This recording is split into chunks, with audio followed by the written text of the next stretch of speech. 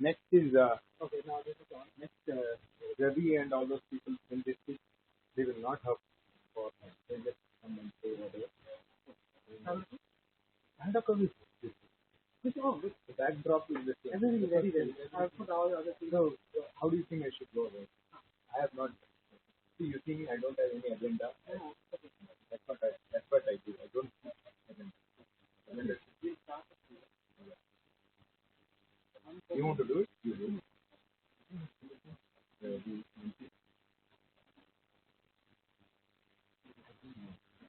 These days, people are doing it.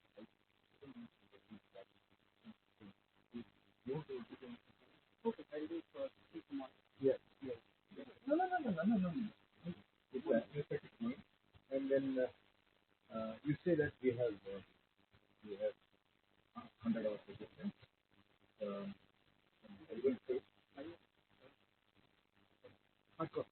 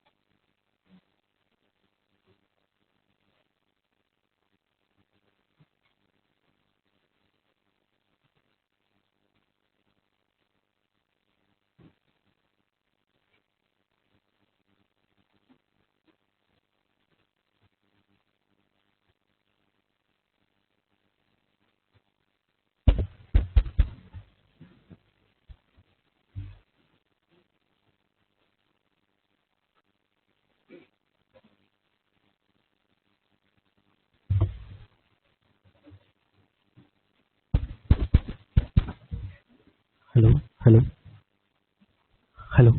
Okay. You can hear me? You can. Okay.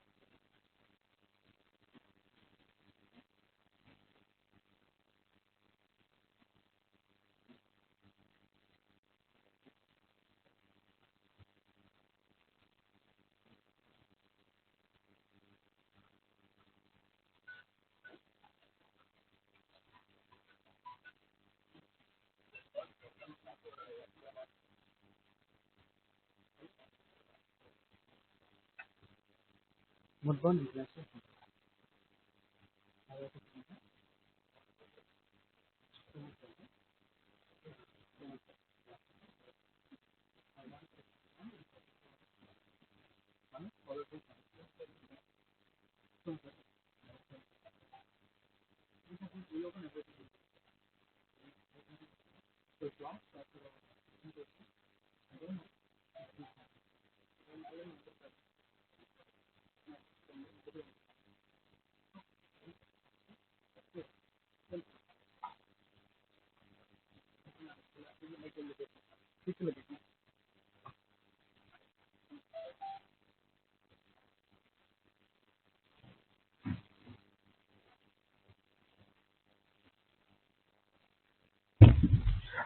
For our online participants, just give us like 5 to 10 minutes. We're just setting up stuff here.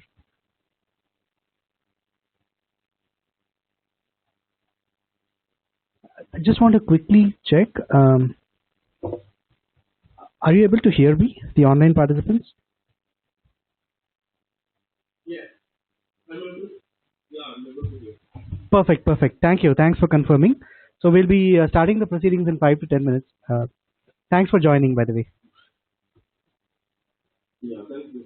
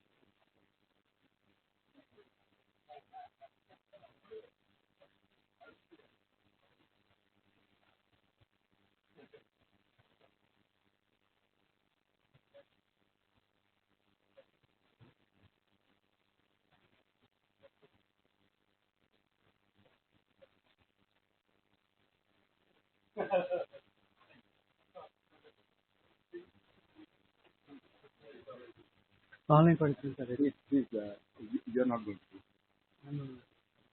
Okay, I'll initiate and then probably please do it. As you're the only other. That's okay. Yeah, you're. The online participants are ready. So We have John Chaldakov. okay. Please, Oh, sure.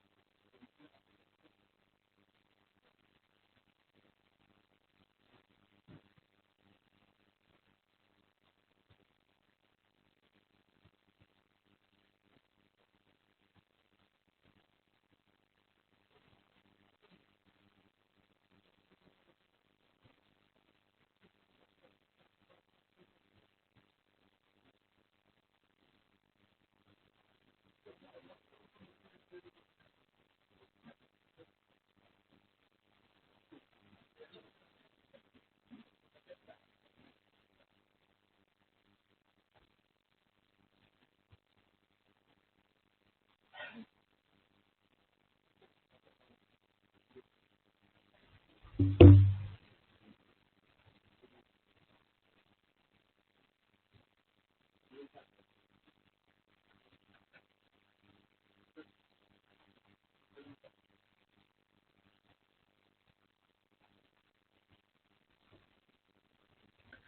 morning.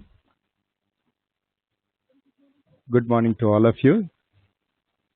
Yeah, we are all assembled here for this symposium, which I hope will project the importance of some new findings. The symposium is titled "How Do Cells Work as Simple Chemical Engines?" featuring murburn concept, a new frontier in biological science and engineering, which explains the role of oxygen in life. So we have about 100 odd participants from various parts of India, more than 15 universities. And before we get into the program, I would like to first start with gratitude and respect to my seniors of this institution and in the community who have helped one to get this at this level. So I would start in an order which pays respect to the outsiders, the guests. So at this moment, we have actually two guests joining us online. So the senior most is Professor George Chaldakov from Medical University, Bulgaria. So he will join us online. When he comes, you would know that he is a very seasoned person. He's a physician and a doctor and a cell biologist.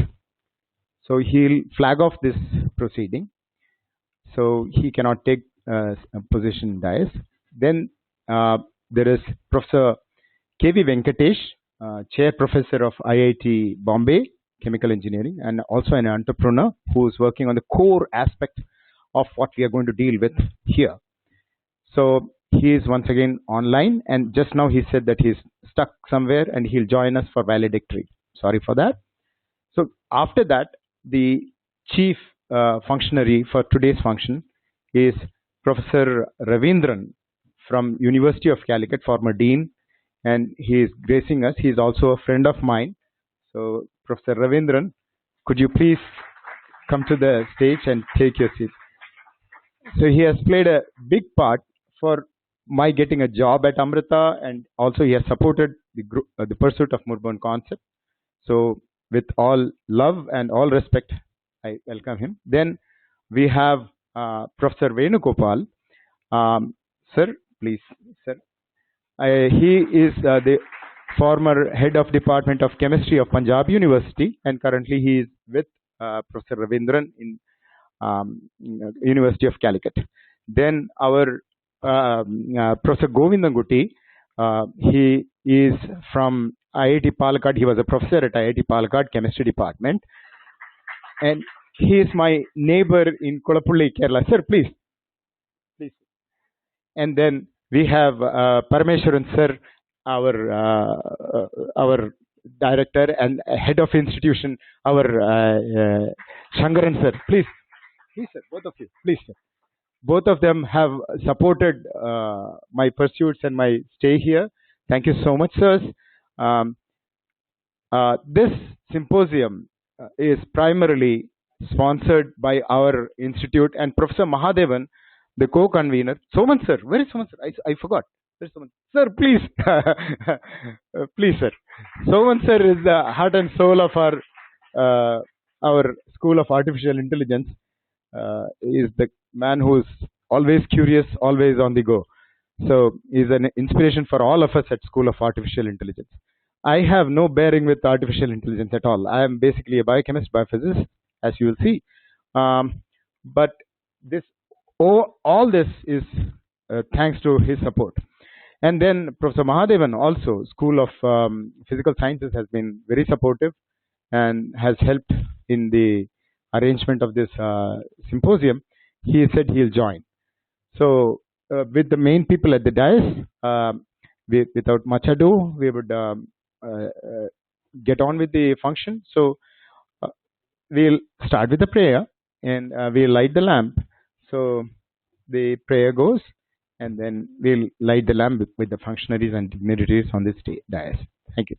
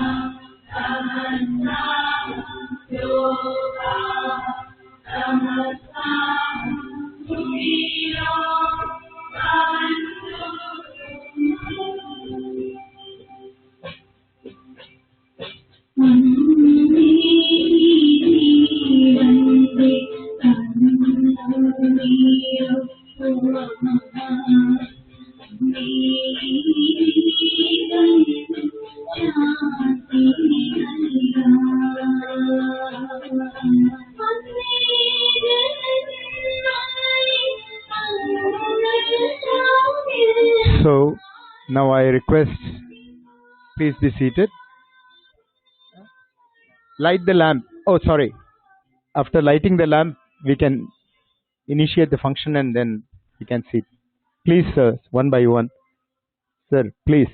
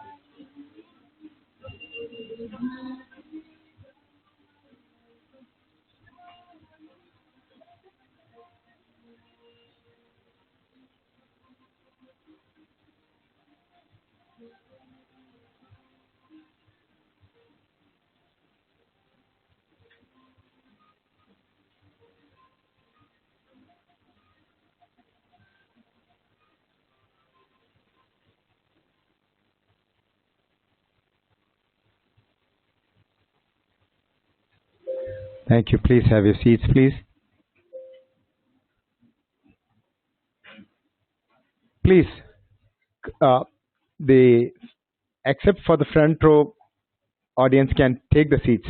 Thank you so much. Don't stand there, please. Thank you so much. Let's get on with it.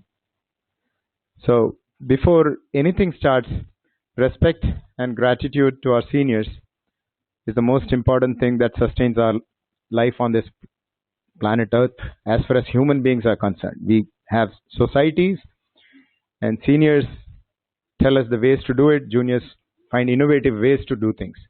That's my short view of the world. So please have a seat. Please, all of you, please have a seat. Please. Seats are empty here. Thank you so much. So without any further delay, I would request, I think we should get on with the main course of the program. So if the thing I have planned is that Professor George Chaldakov, the senior most person perhaps here, who has joined us, would flag off this event. So he is very crucial for my pursuits because he was the first person to recognize and publish my works on an international platform with the specific coinages and the ideas that I was advocating. So, where is he? Prabhakar, can you put George Chaldakov on the screen, please? Yeah, please. Sirs, can you please take, then after that we can have you one by one.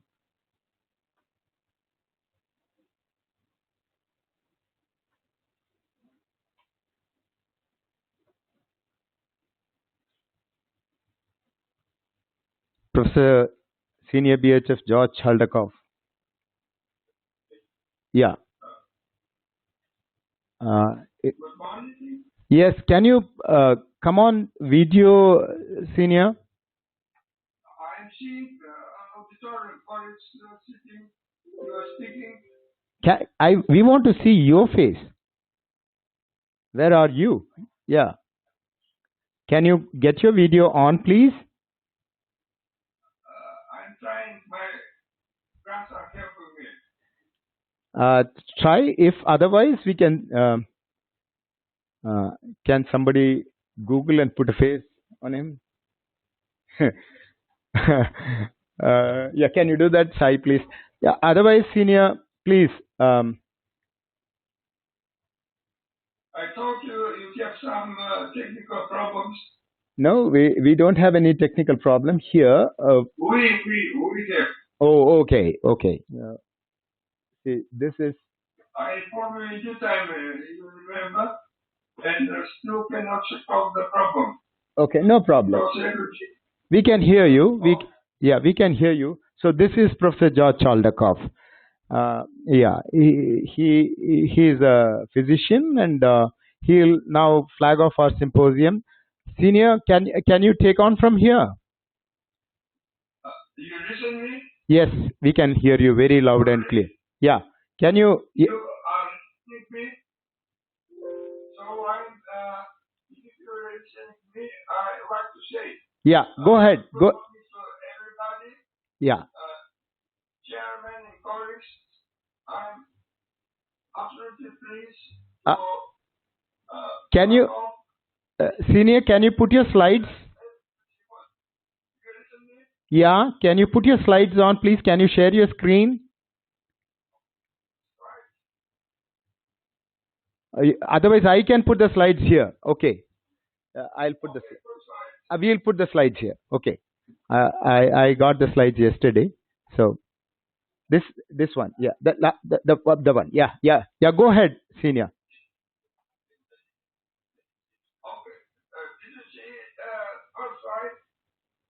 Yeah.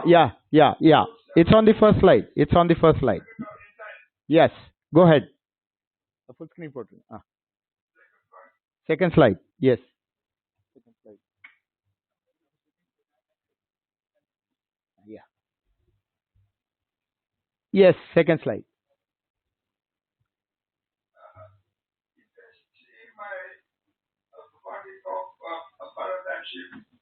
As a cell biology and medical doctors, I feel that cell biology is a long-standing unresolved problem. Murburn concept introduced 10 years ago or more by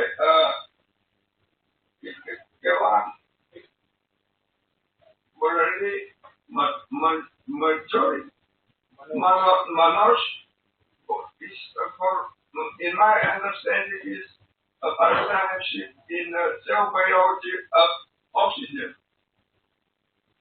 I'm happy to have this gathering at every moment. Next slide. I belong to my application department to anatomy. You listen to me, Morales? Yes. cell Yes, yes. biology and translational cell biology at Medical University of Bulgaria.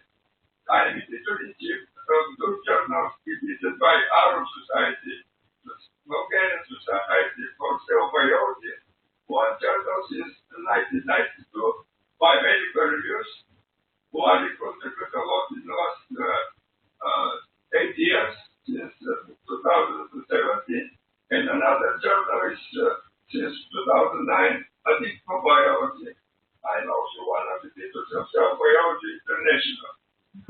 My research interest, translational antipovascular neurobiology, mostly involved in cardiometabolic diseases, their pathogenesis, and eventual therapy.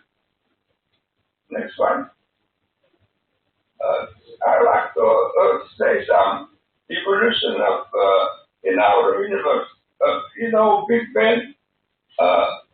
40 billion years ago, the universe does quarks, protons, neutrons, bosons, etc., elementary particles.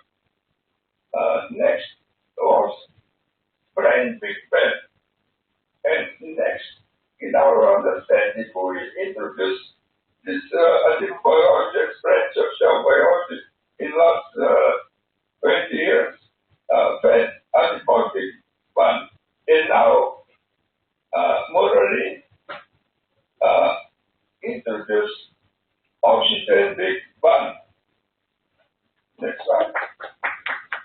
So, Thomas, American scientist Thomas Kuhn, he wrote in 1962, the book, The Structure of Scientific Revolution. And one of the main messages of this book is that the new paradigm should always be better, not just different. So Morales Murburn is following this message. It is better, not only different.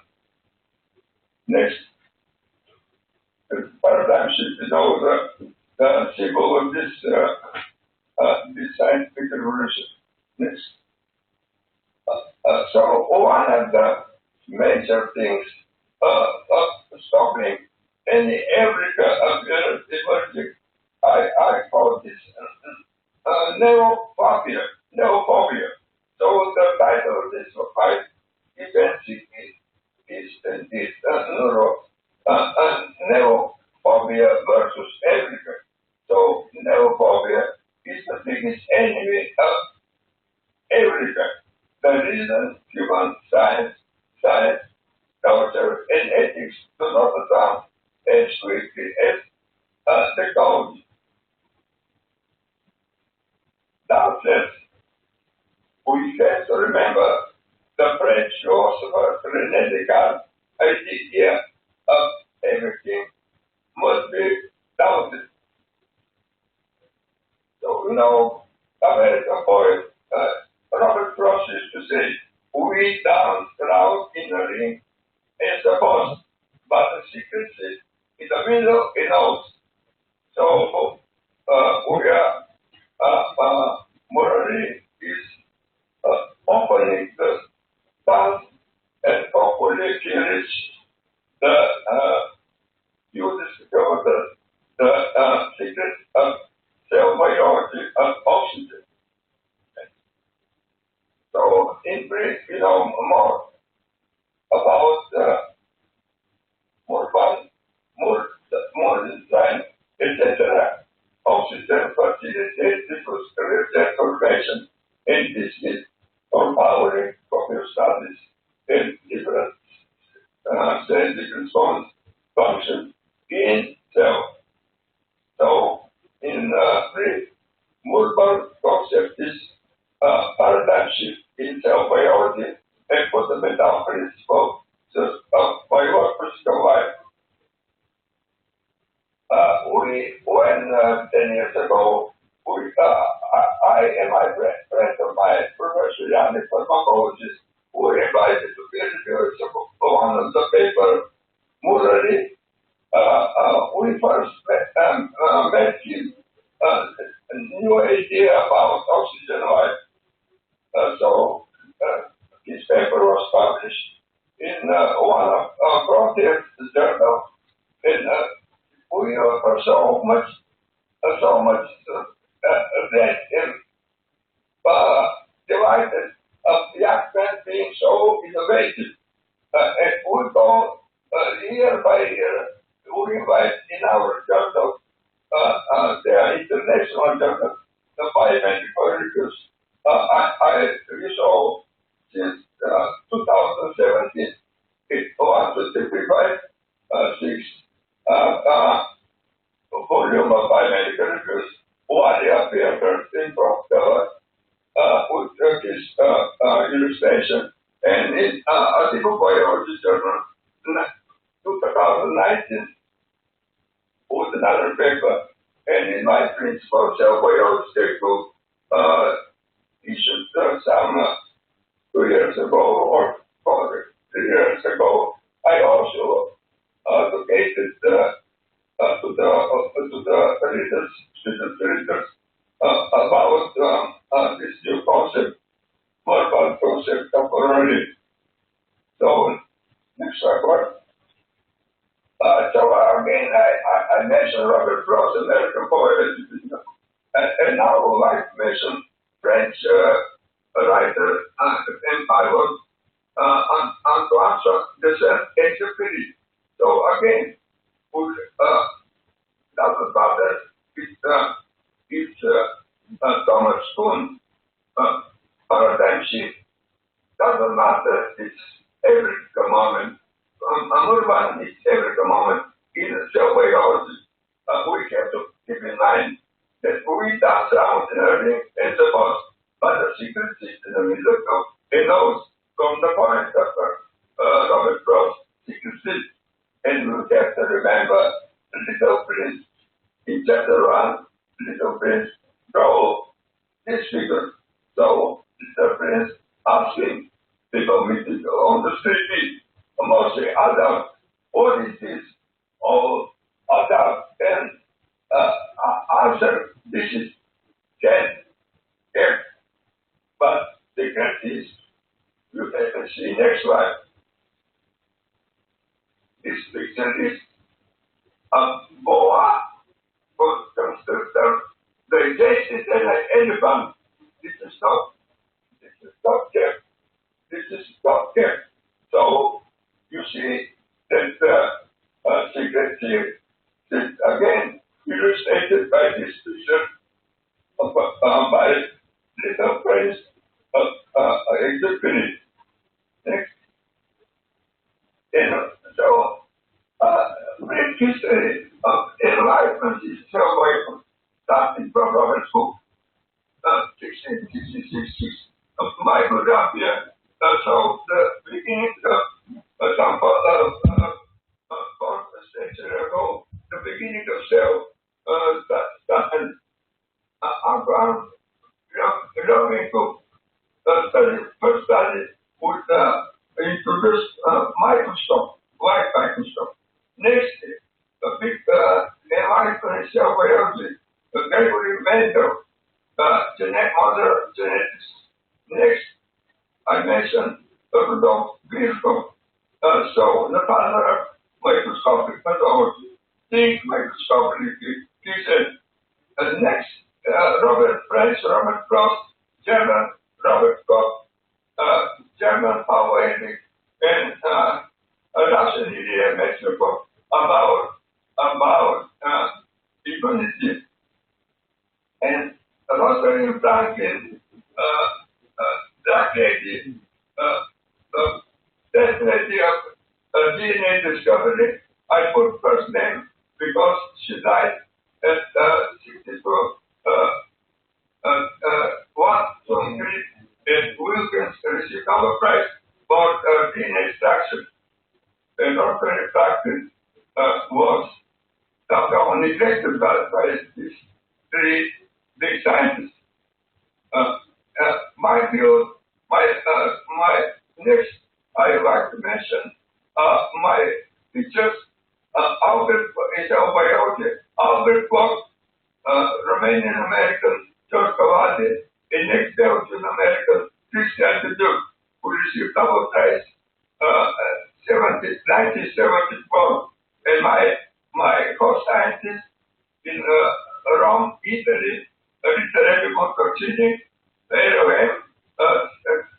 she got the Nobel Prize for the conceptual for cell growth factor concept, and particularly she discovered nerve growth factor as first member of neurotrophins protein, Nobel Prize 86. And next, I'd like to mention Mr. Bogle, German American Mr. Bogle, for his signal hypothesis, protein composition, he received Nobel Prize 1999. I believe that Kerala Morari Manoj, for his murburn concept of oxygen biochemistry, might be Nobel Prize candidate which is this next, say, 9, 5, 9, 8 years, depending on this continuation of partnership in this statute, and depending on how big is Indian lobby to Nobel Committee in Stockholm. Next.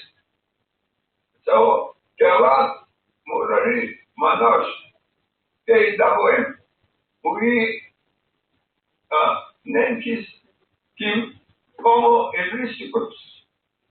So here, 1986 in Stockholm, Professor Literary Montalcini obtained the Nobel Prize from Gustav, Swedish King Carl XVI Gustav. So here at birthday, celebration in 2009 in Rome, Italy. I was invited by society. The Gujarat gives long-lasting co-worker and presented lecture. Here is Lady Montalcini, 20 years old lady. At that time, again, 2009, she was born 1909. So, me was super. I'm proud I work in the Institute of Cell Biology and Neurobiology and Italian Council of Scientific Research since 25 years.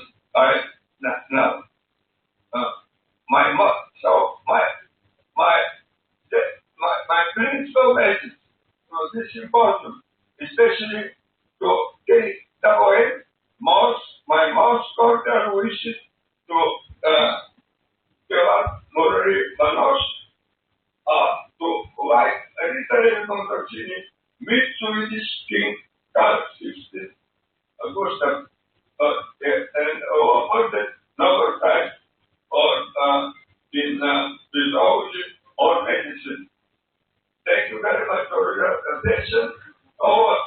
Murari and dear colleagues, I very pleased again to address this Africa Symposium held in a great country as India. Thank you.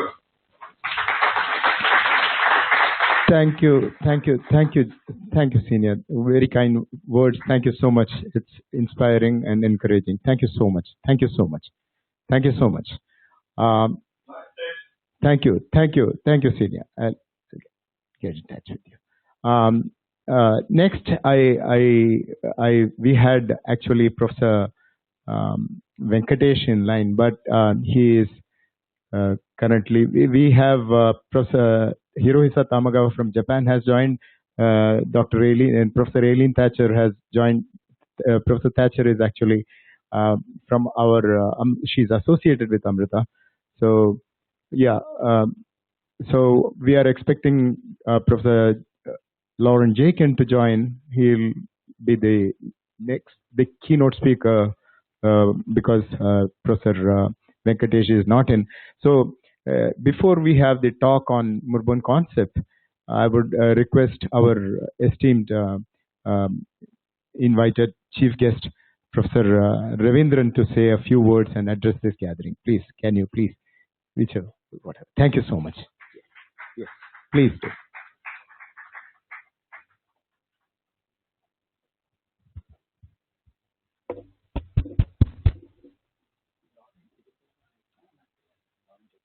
The most respected colleagues who are gathered here, and also my dear young colleagues and students who have assembled here for this program. I was actually not sure about what to say when I come for a program like this, because Murali is so much associated with me for a long time now. He was doing PhD at the same time when I was doing my PhD in IIT Madras. It was IIT Madras then, and he was in chemical engineering, and I was in molecular spectroscopy at the Regional Sophisticated Instrumentation Center. So I have known him like a very, very independent, fiery, sometimes outspoken, and kind of a friend who used to live in the same hostel also, where we used to say we used to have all sorts of fun which we had in those times. So after a long time that I had a chance to actually meet Murali when we had some get together, and that's when I actually came across the work that he has been doing. And I think I don't have to say anything, because an expert like Professor Chaldakov has already awarded you the Nobel Prize, although it has to be, coming in the later years. And nature is probably the most intelligent system which we have. We talk about artificial intelligence these days, particularly Saman sir is here. But the most intelligent system is nature. Like when you touch upon any aspect of life. I was talking the other day in another meeting. There are several impossibilities which we see in the normal science. You can see actually nature doing. Like we have organic chemists. I do not know whether there are how many chemistry students are here. But as organic chemists, we always say the entire organic chemistry, we need organic solvents, volatile organic compounds we use as solvents for all the organic chemistry synthesis. Because we have the synthesis, and then you have separation processes, so you have all sorts of things there. So we need volatile organic compounds. But I always used to say that, nature is the best teacher. You look at biology. All complicated biomolecular synthesis is actually happening in water. And most of these things are facilitated by these catalysts called enzymes. They are very specific. They don't make one chemical which doesn't need. Unless you create stress or the environmental stress and other things, nature doesn't create any compound which doesn't need. And it will make only that compound, and it will make 100% specific, 100% yield. There's nothing like 99% yield or 99% specificity. So which essentially tells us that nature has intelligence in abundance. And many times what we scientists see is only part of the picture. And that is where even scientists have to open up to new ideas in a better way, because like any other religion, the conventional religious systems, scientists too often behave like religions, in the sense there is a set code which you can't walk this way or that way. But we always have seen that it is those people who walked on both these other sides are the ones who told us the best stories. So actually, when I actually had some brief reading about it, murburn concept, and I must say that I haven't understood it.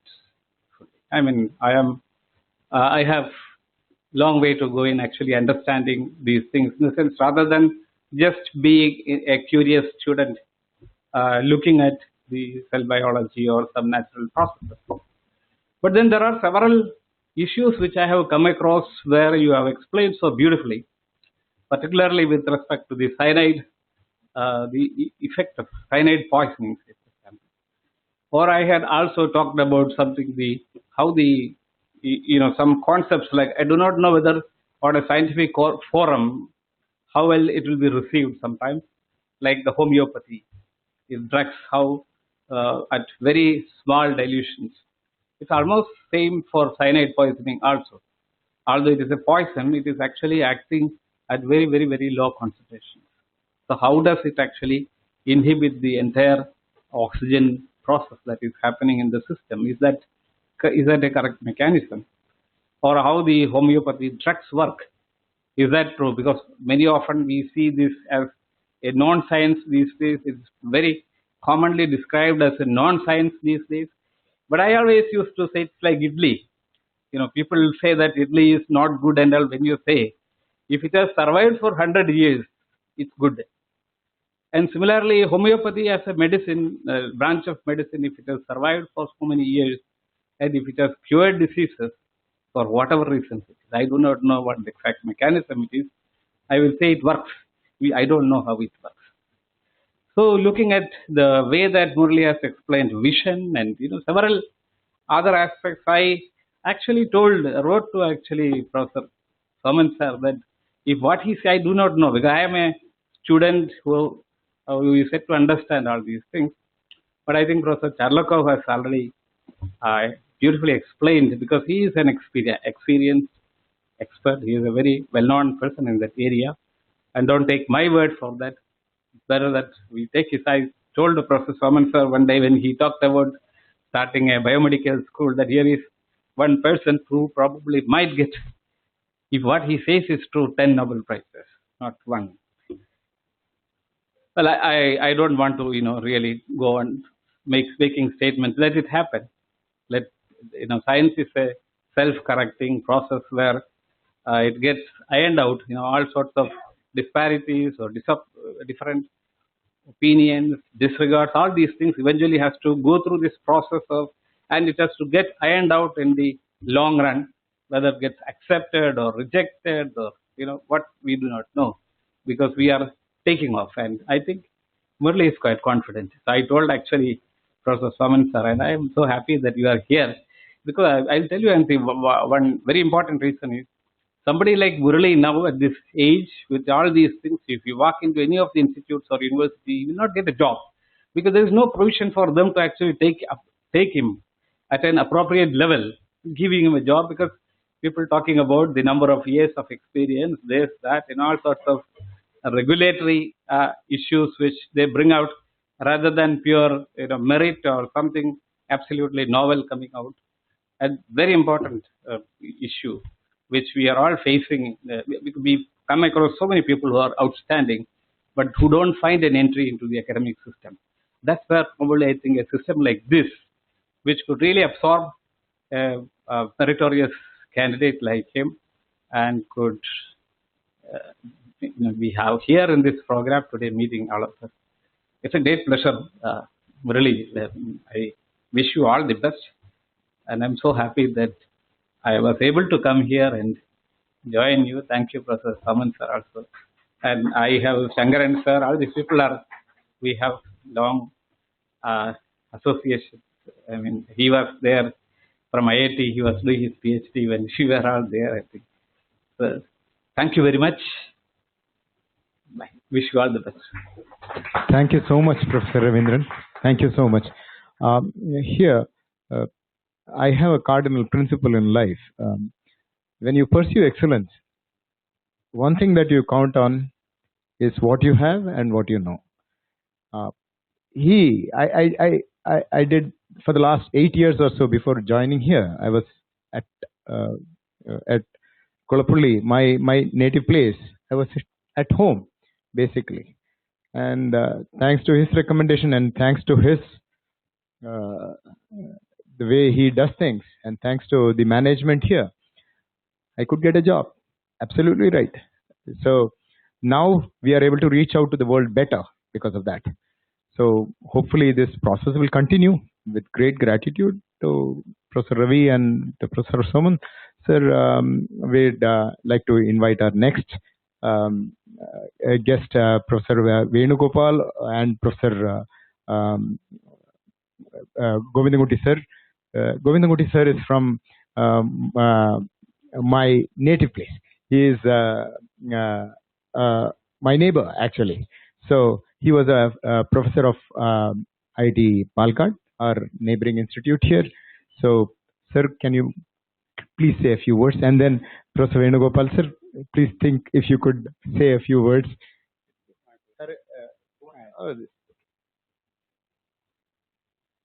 So I think Professor Raveendran has picked me to the post. Whatever I wanted to say, he has already said.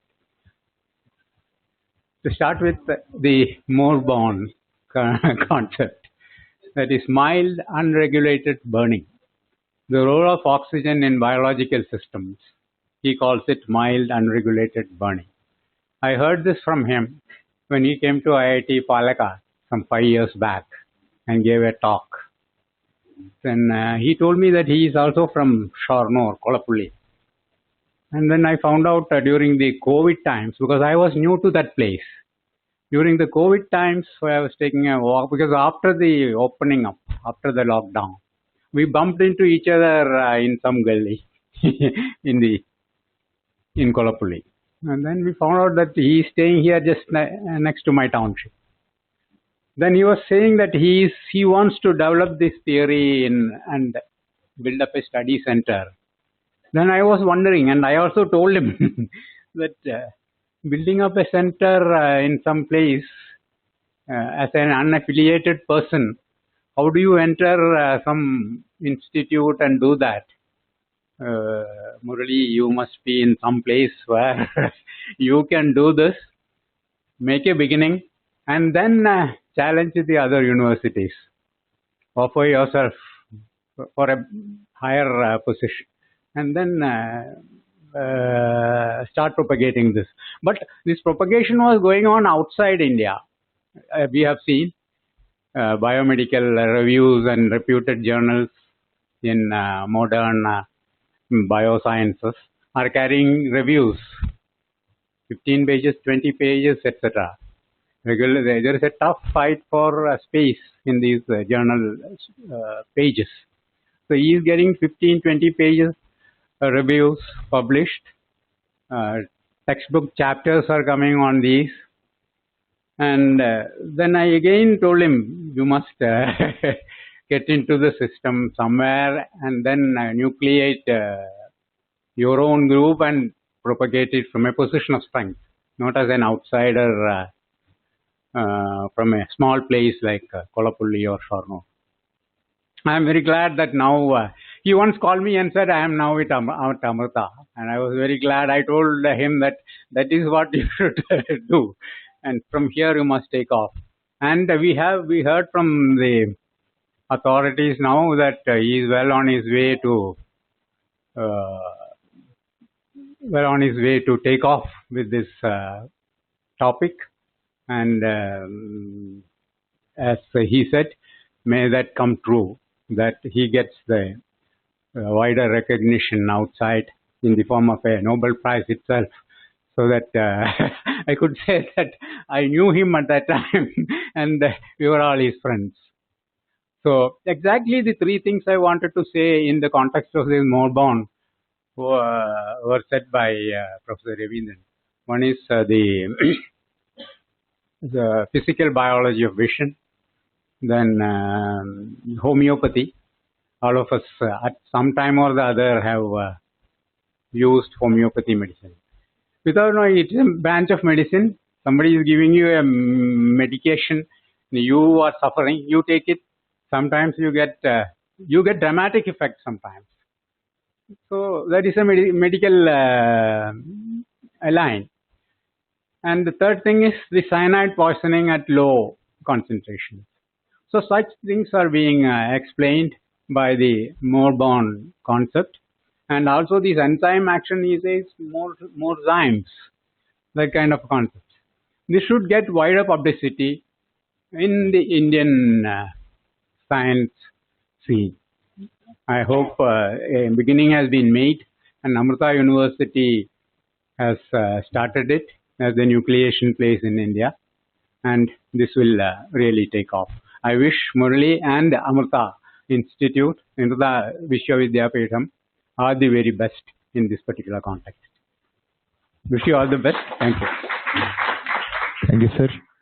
So, Professor Venugopal, yeah, okay, sir. Okay, sir. Okay, sir. Could you please?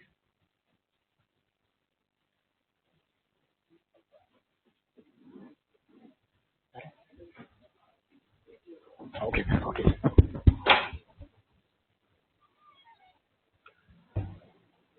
Om Amriteshwarya Namaha.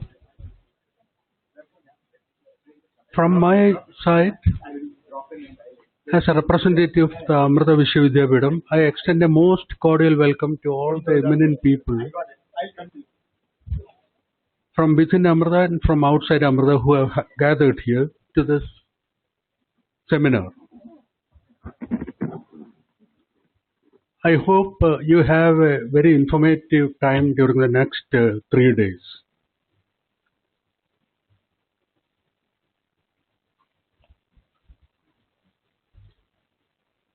I am happy to participate in this function. As Professor Raveendran told, me and Murali also were studying in IIT Chennai, IIT Madras for PhD at the same time. Not only in IIT Madras, in the same department. I was also in the chemical engineering department. He was also in chemical engineering department. The only difference was he was working in the biotechnology laboratory, whereas I was working in the heat and mass transfer laboratory. And they were actually in separate buildings. I have to also confess my ignorance about the topic of the seminar. Although I have always been a teacher of the subject of thermodynamics and heat engines, and I went through the pamphlet and tried to understand what is mentioned in that, but without much success. From the knowledge that we engineers have about an engine is something that converts energy from a useless form to a very useful form. To be more specific, heat is considered to be most inferior type of energy, and all other forms of energy like work, electricity, they are all higher quality energy. And heat also, as temperature rises, becomes higher and higher in quality. So engineers have different mechanisms, like we have defined some heat engine cycles where a medium goes through some system where some heat transfer is there, then it goes through an internal combustion engine or a turbine or something, and then rejects some heat and completes the cycle. In the process, heat is converted to work. We also have engines where energy in the form of potential energy in a dam is converted to work, or potential energy of the wind is converted to work. So all these are our concepts of engines. And I have always understood, and not only that, actually burning is defined in engineering as a reaction involving oxygen, and it is an exothermic chemical reaction where oxygen reacts with something to release energy in the form of heat. And that is the basis of all heat engines. So I always understood that all these carbohydrates, etc., which we consume go to the cells, and the oxygen that we breathe in goes through the lungs and gets into blood, and blood comes into these cells, where the oxygen reacts with these materials and produces energy in the form of heat. I don't know, I may be wrong. And the living cells that is the most efficient and most complicated engine. We cannot go and see how it works, but there is some mechanism which converts that energy that is liberated to useful form of work. So living beings are able to do some work. That was my understanding. But now I hear there is a paradigm shift, and some new theories and new role for oxygen is defined in the process of work generation within cells. I am only able to confess my ignorance of this matter any further, and I only wish that the prediction of the inaugural speaker, I am not able to repeat his name, that we will see a Nobel laureate from our institution in the near future. Wish him and all of you all the best. Thank you. Thank you, sir. Sir, would you like to say a few words, please? And then, yeah. And then, Professor Soman sir, after that. Huh? Yeah, only, yeah. Yes. Oh, yeah, of course. I will say and introduce you. Yeah, no problem. Good morning, everybody.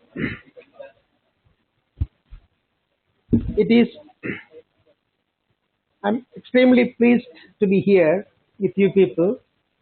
And when I look,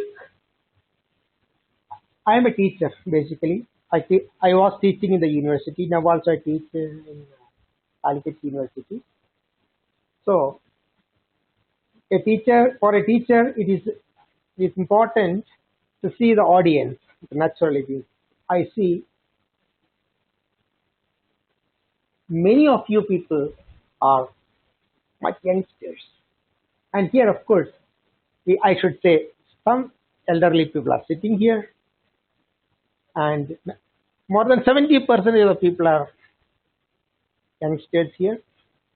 Me, the other side, and I here as a teacher, I can keep on talking.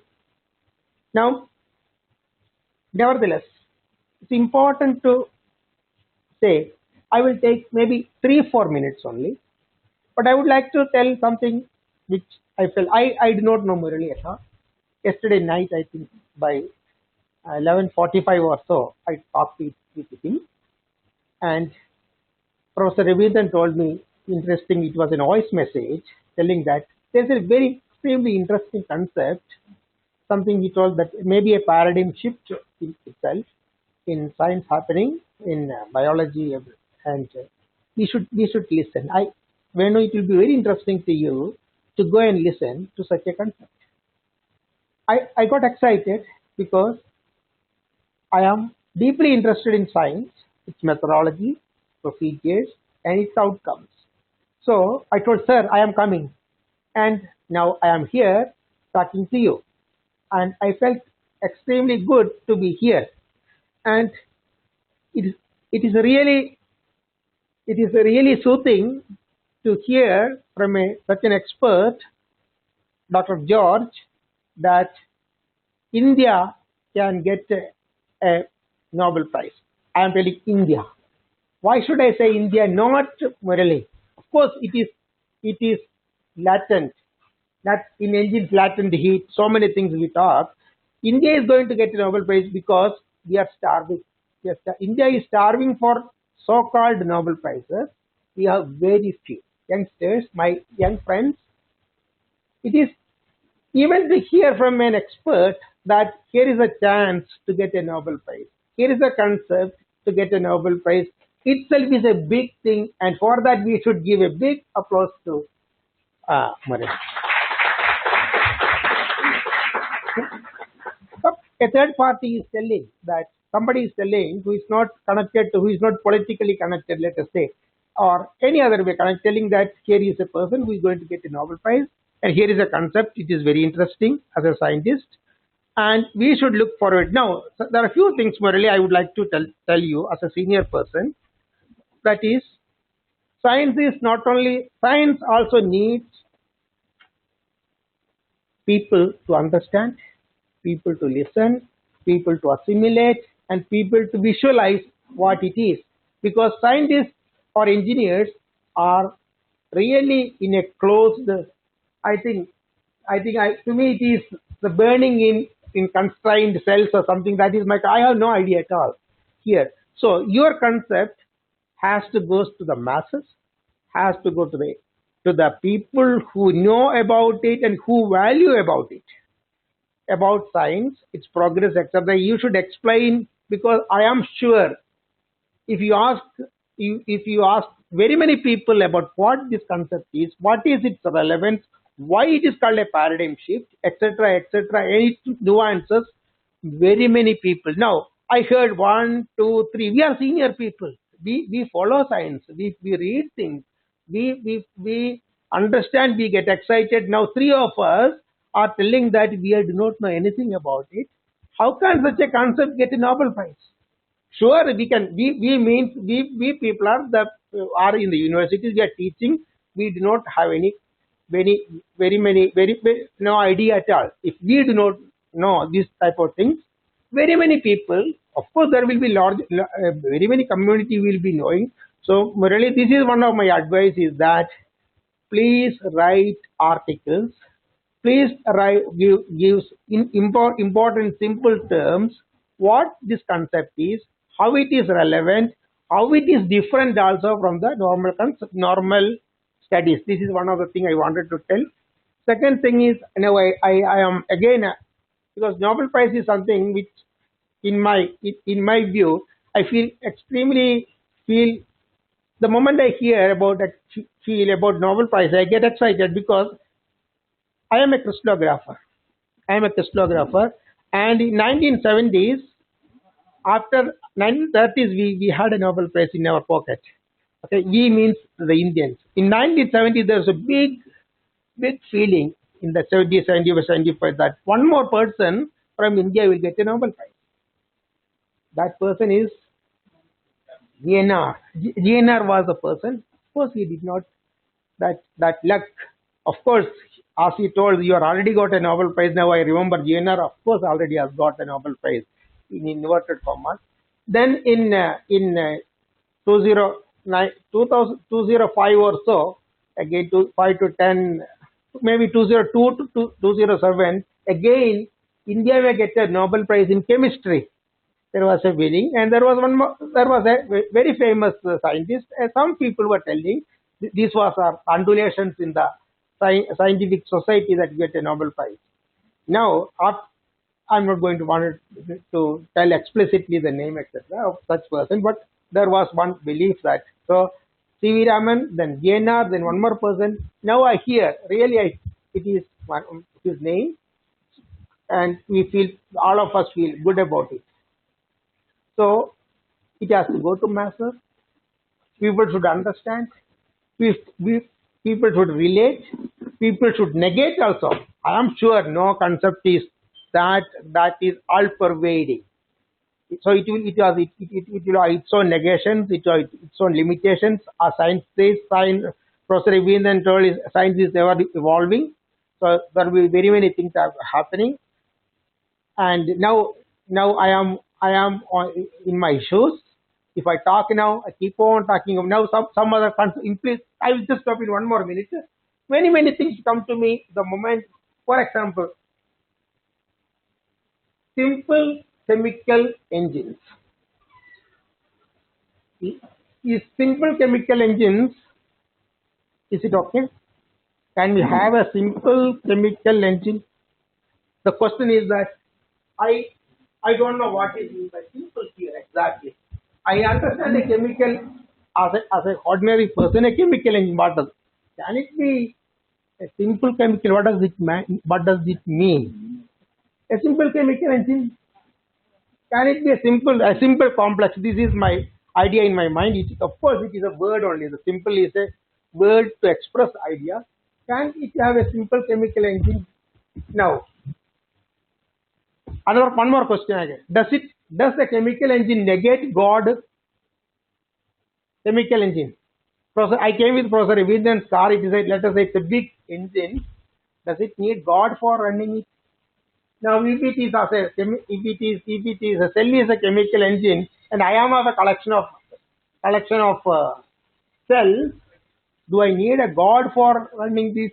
Like that, youngsters think, diversify, think very many things. Let Murali think, diversify. Let him make understand very many things, and let us. There was a word eureka there. Let us look forward for that eureka. Thank you very much.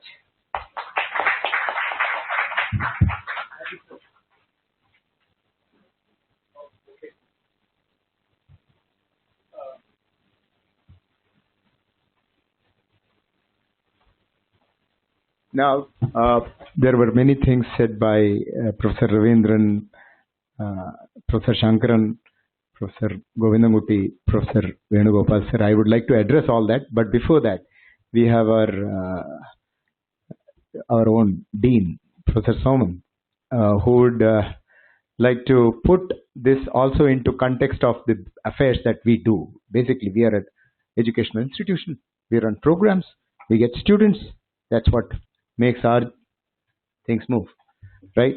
So Professor Soman would just take off from here and would like to say that this murburn is a content of our course, a new course for which I'm getting recruited. I got employed.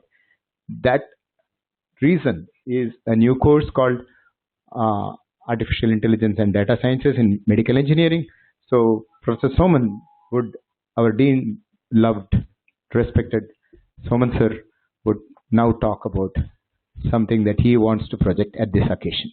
We have got an audience. We are going to reach out to people, and so he would like to talk about it. Please, sir.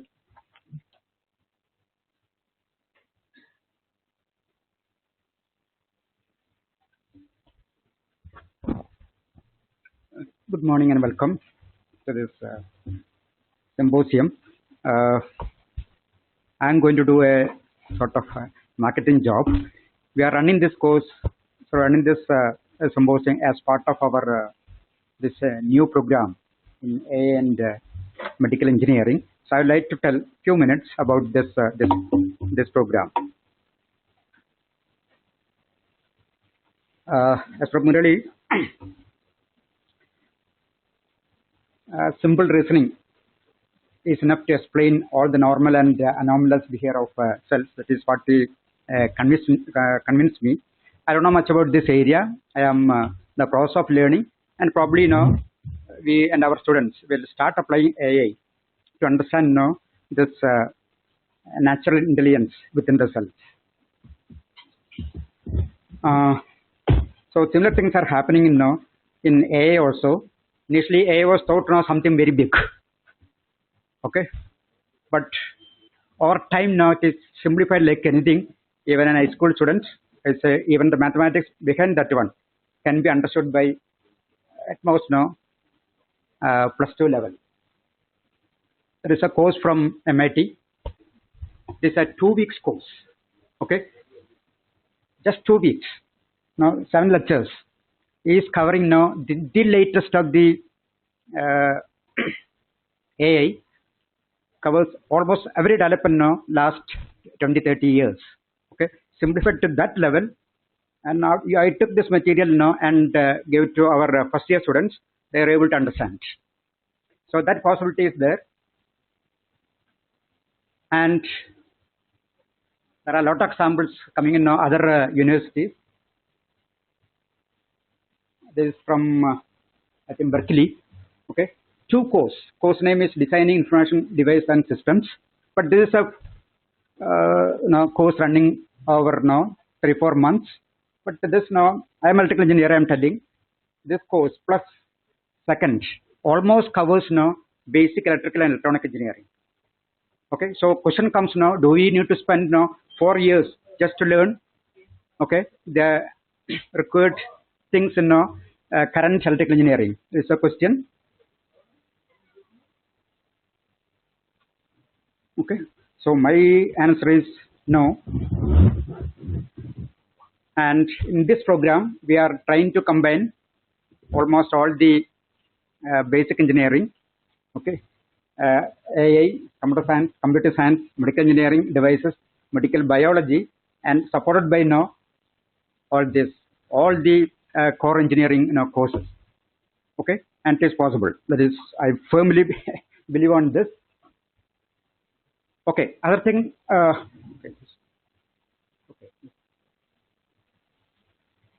This AI is impacting our two areas is impacting maximum. One is education, other one is now healthcare.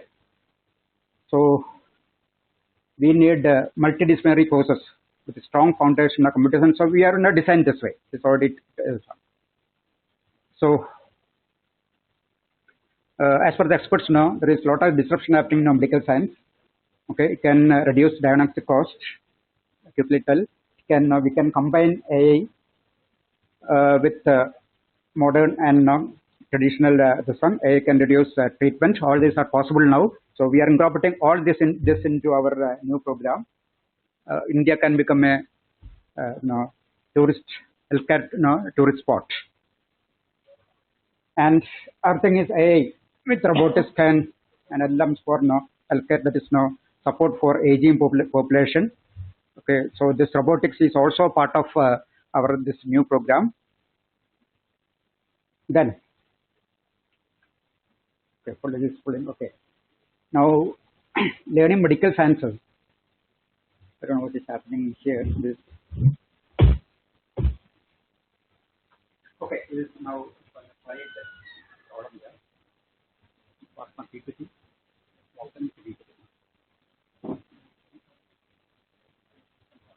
Okay, no problem. So, doctors are taking now for 5 years for learning this medical sciences. Okay, 2.5 years for basically about anatomy, physiology, and all those things. Now using AR, VR. Okay, we have set up a system there. Okay, you can have a 3D view without any glass. You can have a 3D view of organs and anything about the biology. So learning medical sciences we can do faster with the latest technology. So there also this is possible. Fraction of time, and we have the setup. DNS sequencing. Now, lot of AI can be applied here for personalized medicine. Okay, chemistry side. There's now a lot of changes happening. The way we learn chemistry. Okay, so organic chemists are embracing AI for a fast exploration of the chemical space. Okay, number of chemicals possible as per the chemist is much more than number of atoms in the universe. So how to explore that chemical space will require probably AI will help for now faster drug discovery, and supporting softwares are coming where AI is applied to all the current existing databases. For example, later AI into education for faster active learning and critical thinking. There is something called a software called retrosynthesis. You say what molecule you want. Okay. System will tell now how to produce that one. The set of action your side required, or set of probably reaction, okay, required for synthesizing that one. Okay, it is in the initial stage, but soon now it will be readily available for now probably any compound you want. And there is a new trend actually called merging of the medical science, artificial intelligence, and biomedical technologies. For example, one in Hong Kong University, 6-year course. Once you finish 4 years, you get engineering degree. You finish 6 years, you get MBBS degree. And also in one in Italy, same setup. 6 years, you get now engineering degree and medical degree. Okay, so about curriculum, I already told now we combined everything. Okay, and these students, if they specialize in now to some electives, they can A in medical science, A in CSC, A in robotics, A in communication engineering. All these are possible just within 4 years. This possibility is there. Technology allows that one. It's not magic. Okay, modern technology allows that one. Other thing is this step of credential, micro credential courses. In fact, ICT and UGC want this type of course to be introduced because already MIT started. Okay, 2-week-long courses. Okay, finish. Now do some projects. Okay, finish all that course. So in MIT, when a student enter now, he register now some departments, but he is free to take now any. You can go anywhere and take now the subjects. And after now completing now few number of credits, okay, degree is given according to now the weightage where you have focused. Okay, that is the way now modern world is moving. Okay, there is no barrier between sciences and engineering, nothing. Okay, so that type of flexibility people are making now. So we have every semester along with other 4-month-long courses, they are also giving micro credential courses. Each will carry only one credit. Okay, so advantage for this one now, as something new comes, we simply put in the syllabus. Okay, so these are nothing, some states going this way. And supporting technologies. New kind of infrastructure we are.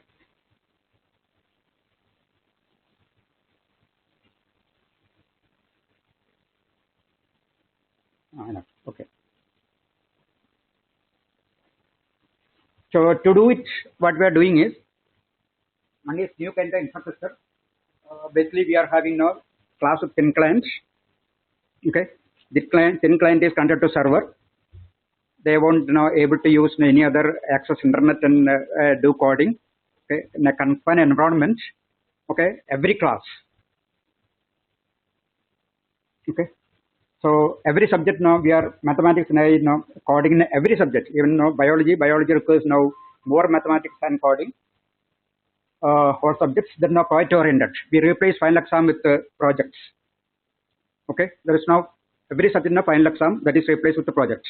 So in a semester now every student will be doing 6 projects in groups. Then okay, already told about now micro credential courses. So these type of devices are there now. You don't require a lab.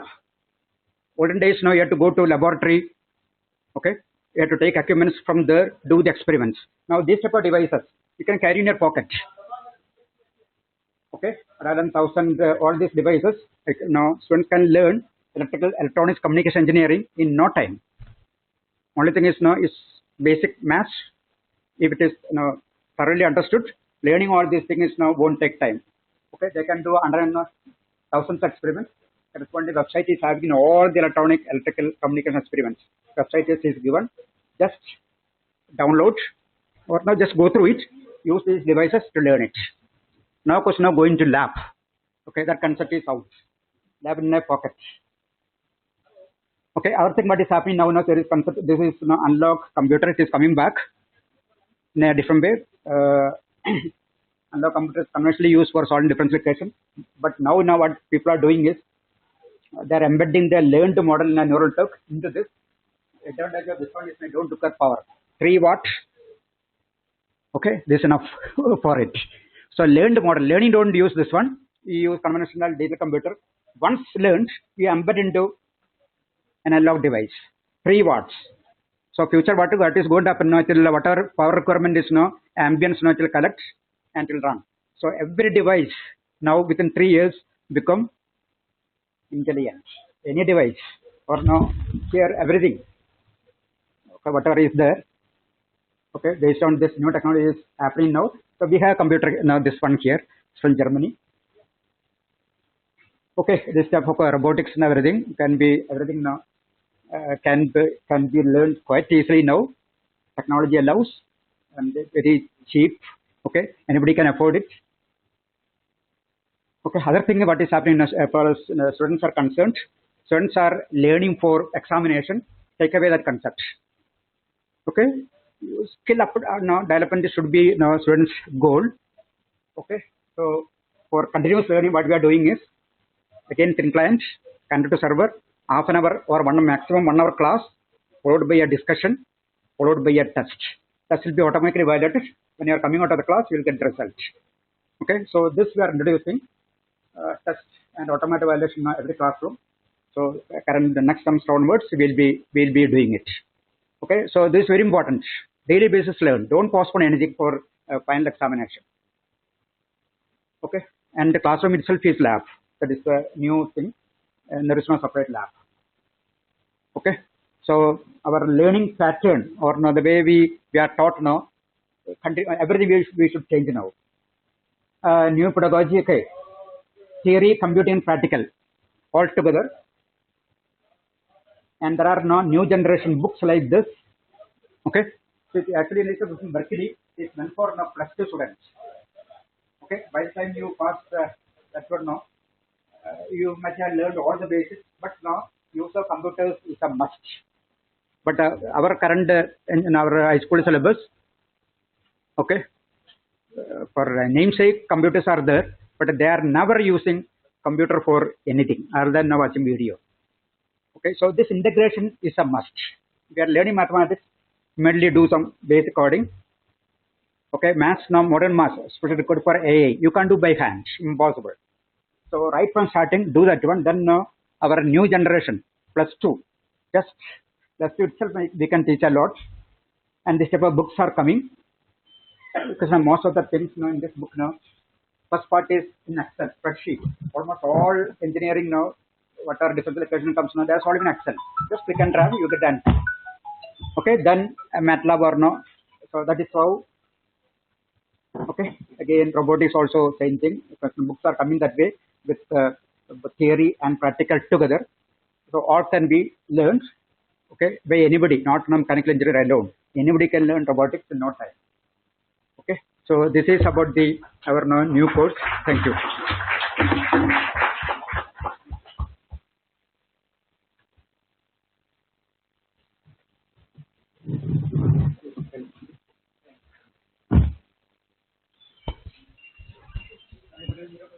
Yeah, thank you so much, sir. Just a quick check for the online participants. Are you able to still hear us?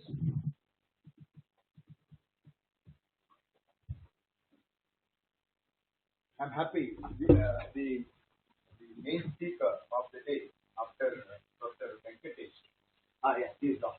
Thank goodness. We were trying to get this thing here. This is Professor Laurent Jaeken. Hello, Laurent. Can you hear me? Wonderful, wonderful. So good. Laurent, please unmute your mic. Unmute your mic. Your mic is muted. I can't hear you. It was not muted. Okay. Now you are on. So, thank you. This is Laurent Jaeken, folks. Please put up a hand for him. He has been... Yes, Laurent, this clap is for you. Yes. Laurent, we'll have you after some time. So, people, this is Professor Laurent Jaeken. He has been a Nobel laureate student. Now, since the buzzword is Nobel, that gets people's attention. That's why he is a very seasoned scientist. He has been working on multiple areas. He has written books. So he will talk about himself. We are in the same group now. I will start off with the talk and I'll give it on to him. the main crux for which all of us are here. Can you put the the first one, the talk, please? See you in a bit, Laurent. All right. No, not this one. That one. Not this one. That one. The first one. Yes. Inaugural level. Thank you, sir.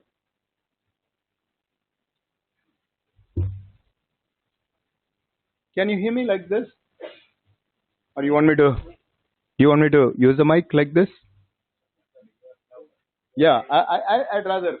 I don't like being on. Yeah. I like it. Yes. Full screen. Thank you. Dr. Murali, it seems like Laurent Jaeken's microphone is still muted. Okay. He is not needed now. At this time. Who's saying this? Afsal. Oh, okay. Afsal, hi.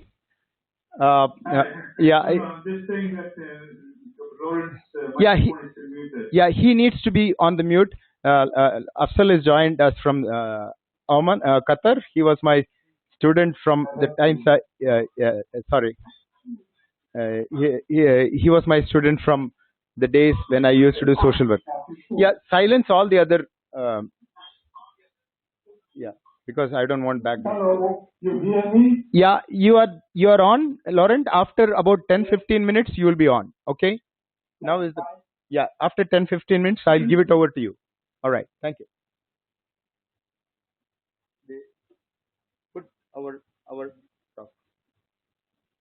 Yes, full screen. Yes, thank you. Yes. So we come to the crux of what we are here for, which is the point, murburn, the pivot of life, and the reason for death. How do we live and why do we die? The question that we are going to address. So, for me, gratitude and respect has been a core of my life, and I cannot start without paying respect to late Laurent Jaeken, member of National Academy of Sciences. He passed away in 2014, and all that I do, all that I talk about now, is thanks to this great man's magnanimity. While working in his lab, I questioned his ideas and kind of said that some of the things that he was proposing or advocating in life. Yeah, they can't hear otherwise. Yes, that's a very valid point. So now, and I thank my seniors in this place who, after giving me a job and this platform, and I thank all of you for listening to this talk. So next slide is this. Yeah, I'm clicking the right one only. It's not going. So I can do this one. Well, yeah. So it should go. Yes, it's now going.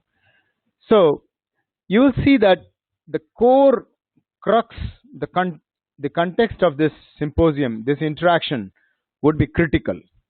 All right, critical in the sense that I would keep on saying this is not right, this is not right, this is not right, this is not right, this is not right. So now I would like to quote Carolyn Wells, the American writer, who said, "A critic is a necessary evil and criticism is an evil necessity." So, and she also said that theories must prove to be facts or be discarded as worthless. Efforts must soon be crowned with success or discontinued. Once we know that something is wrong, we should not stick on with it. That's a fundamental thing that I wanted to say. Next, a discovery must be, by definition, at variance with existing knowledge. In science, the Apollonian tends to develop established lines to perfection, while the Dionysian rather relies on intuition and is more likely to open new, unexpected alleys for research. There are different kinds of scientists. There are mixture of them also. So many a times their agenda might not converge. Sometimes when you have been teaching for a long time certain things, when some novelty comes in, you wouldn't want to change. So there are sometimes the agenda might go in different directions. So this is also an aspect of reality. And then Max Planck, one of the biggest paradigm shifts scientists, he said that a new scientific truth does not triumph by convincing its opponents, but rather because a new generation grows up that is familiar with it. So novelty in, say, the scientists and the society individuals that we are, our society, the seniors keep things going, and the juniors or even the seniors can bring novelty.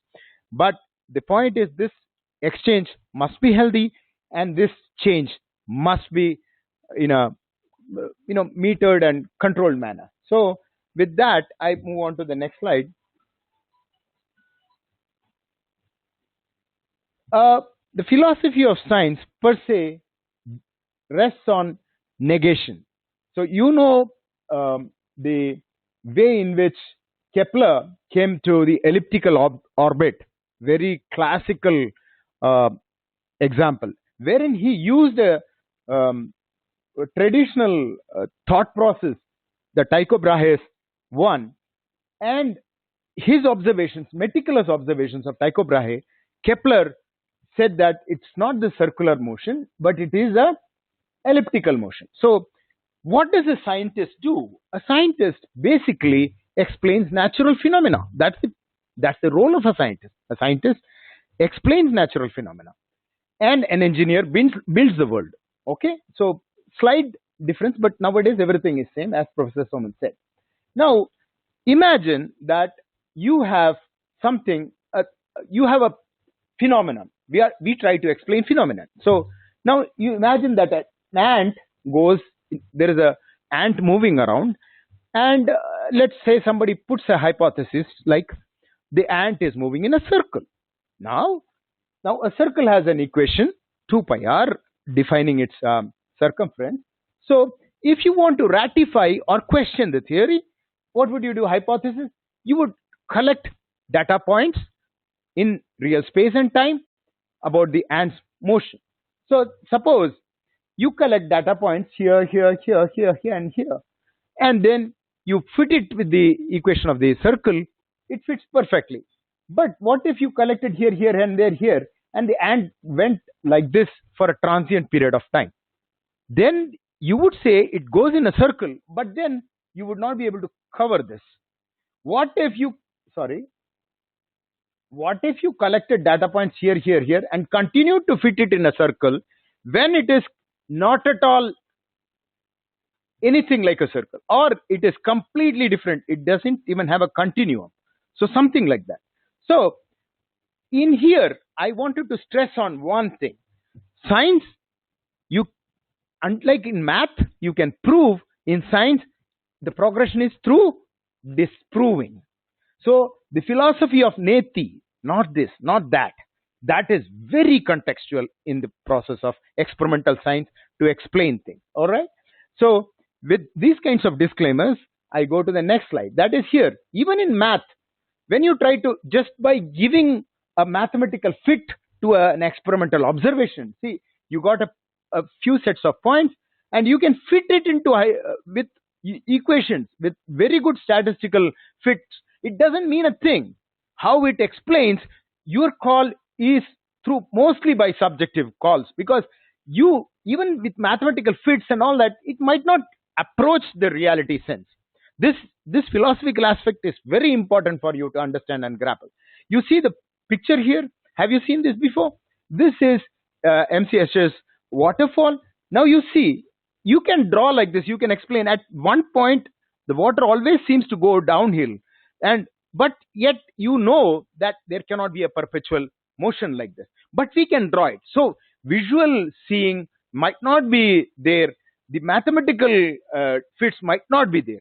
What is needed is you need to keep on asking, doubting, questioning, disproving and all that to arrive at the truth in scientific explanations. In this symposium, fundamentally we will deal with a wide variety of aspects of life. For your sake, I would like to tell you that I asked myself the question, what is the most important thing you can think of? I think it is life. Because of life, you can think of anything else.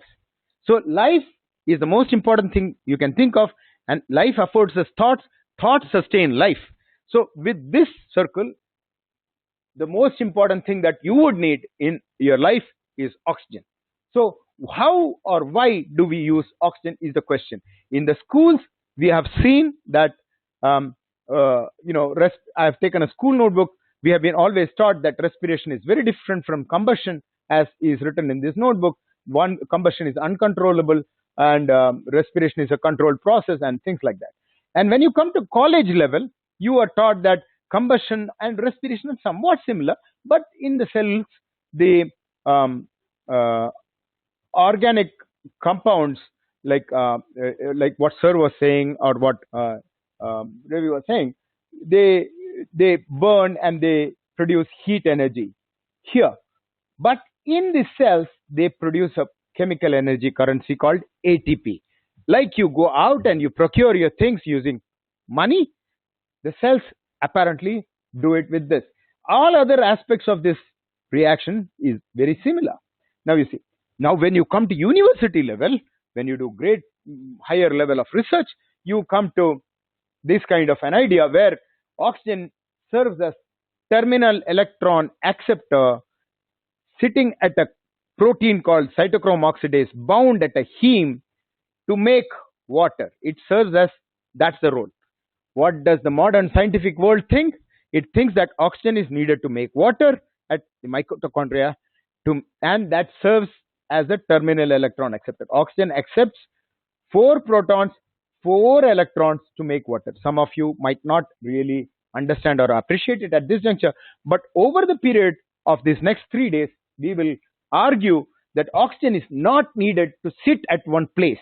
Oxygen is needed to make this crazy kind of species, diffusible reactive oxygen species, on its way from triplet oxygen all the way. The triplet oxygen is what you see in this air that we use to make water. This is why we need oxygen, and this is what contemporary scientists regard as dangerous things that lead to cancer, aging, death, and all that. What my argument is that we shall challenge these ideas that is currently taught, which if people had heeded, it could have saved many lives even in the COVID pandemic. All right. So I would like to play some video here at this juncture, which will show you what currently oxygen does. The mitochondrion is the site of most of the cell's energy production. After food molecules are processed in the cytosol, they enter the mitochondria, where they are further broken down. In the citric acid cycle, the molecules are stripped of high-energy electrons, which are donated to carrier molecules, such as NADH.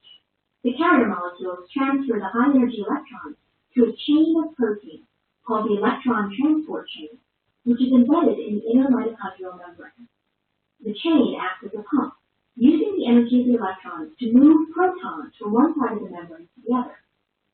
The pumping creates a proton gradient across the membrane, which the mitochondrion can tap to make the fuel molecule ATP.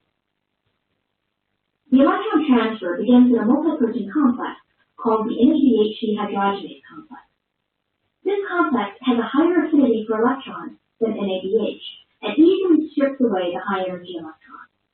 As the electrons are transferred from one protein to another in the complex, energy is released and used to pump protons across the membrane.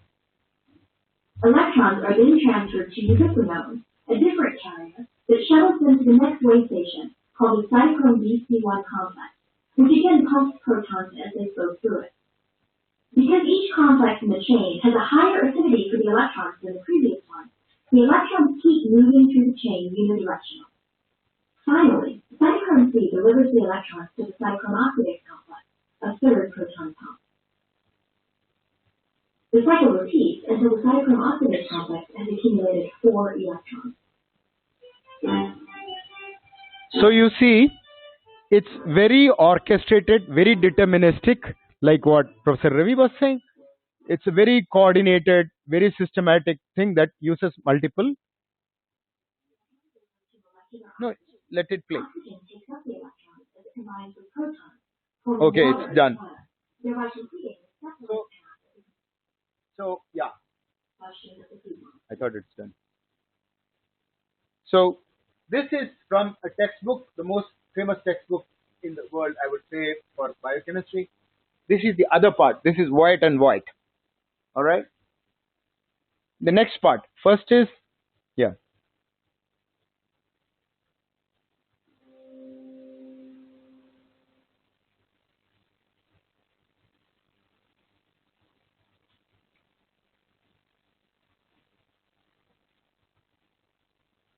Concentration gradients are a key component of the biological world. The potential energy in these gradients is often used to perform biological work. Here we will focus on hydrogen ion concentration gradients. Hydrogen ions are also known as protons. The gradient exists when there is a higher concentration of a molecule in one compartment compared to a neighboring compartment. This animation will demonstrate how the potential energy of results from hydrogen ion gradient use ADP and inorganic phosphate, also known as CI, to synthesize ATP. This process involves an enzyme process called ATP synthesis. Gradients and the potential energy they create are key aspects of the biological world. A good example of the use of gradients occurs in the mitochondria when ATP is synthesized. ATP is synthesized by ATP synthesis, a large complex of membrane-bound proteins. Here we see ATP synthesis along with other membrane-bound proteins. Notice the large difference in the number of hydrogen ions on the two sides of the membrane. This difference is a hydrogen ion or proton concentration gradient. The energy associated with this gradient is used to synthesize ATP from ADP and CI. This occurs with the ATP synthase complex. One hydrogen ion enters the ATP synthase complex in the intermembrane space, and a second hydrogen ion leaves it on the matrix space. The upper part of the ATP synthase complex rotates when a new hydrogen ion enters. Once three protons have entered the matrix space, there is enough energy in the ATP synthase complex to synthesize one ATP. In this way, the energy in the hydrogen ion gradient is used to make ATP. Now let's watch the process again. Notice how the proton enters the ATP synthase and exits into the matrix space. Once three more hydrogen ions have crossed the membrane, another molecule of ATP will be made. In this example, the hydrogen ion gradient is large enough to produce 6 ATP molecules. Please watch as the remaining ATP molecules are synthesized.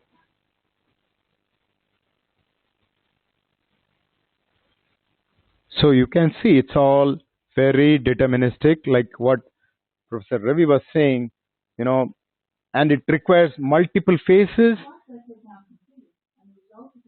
It requires gradients, very sophisticated motors, all that. In biological systems, the gradient is always maintained. The mitochondrial hydrogen ion gradient is generated as electrons pass through three membrane complex. That process can be seen in the mitochondrial electron transfer chain animation. All right. So you saw that basically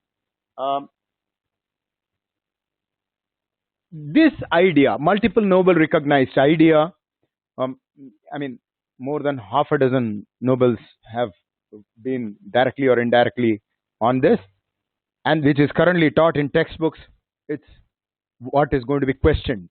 And the applications that come afterwards are going to explain a wide bevy of reactions and processes, and it enhances our understanding. So that was actually recently in December, I published along with other collaborators of mine, my group people. We published it in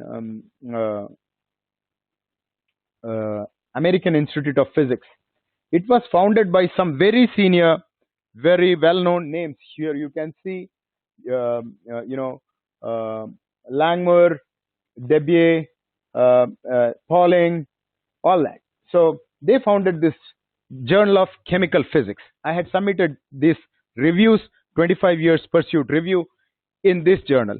So it was reviewed and accepted, but then the editors decided that it would be published on their online portal, AIP Advances.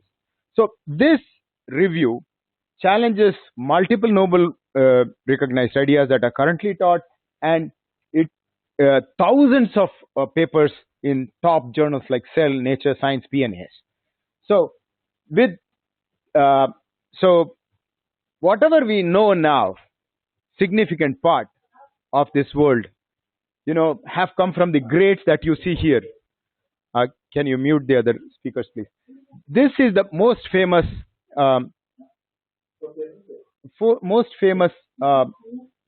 yeah, I think it's Laurent. No problem. Let him be there. No problem. So this is perhaps the most important conference in 20th century.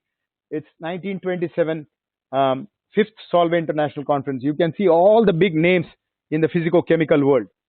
So what I say is, perhaps this symposium, even if not attended by big names and all that, in terms of contribution to science and our understanding of life processes, this symposium is, I would say, as important as that. Thank you.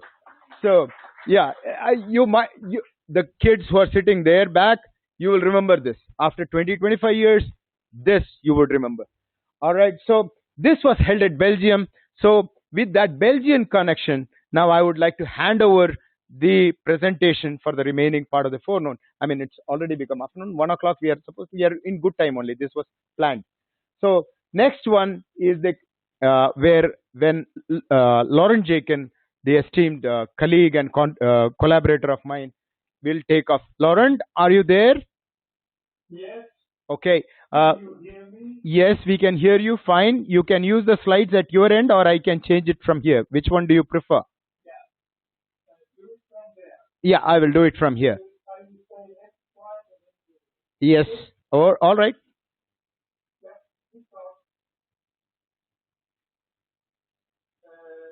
I'm Laurent Jaeken, and I am the normal cabinet, the hunter of errors, this error in time for over 50 years.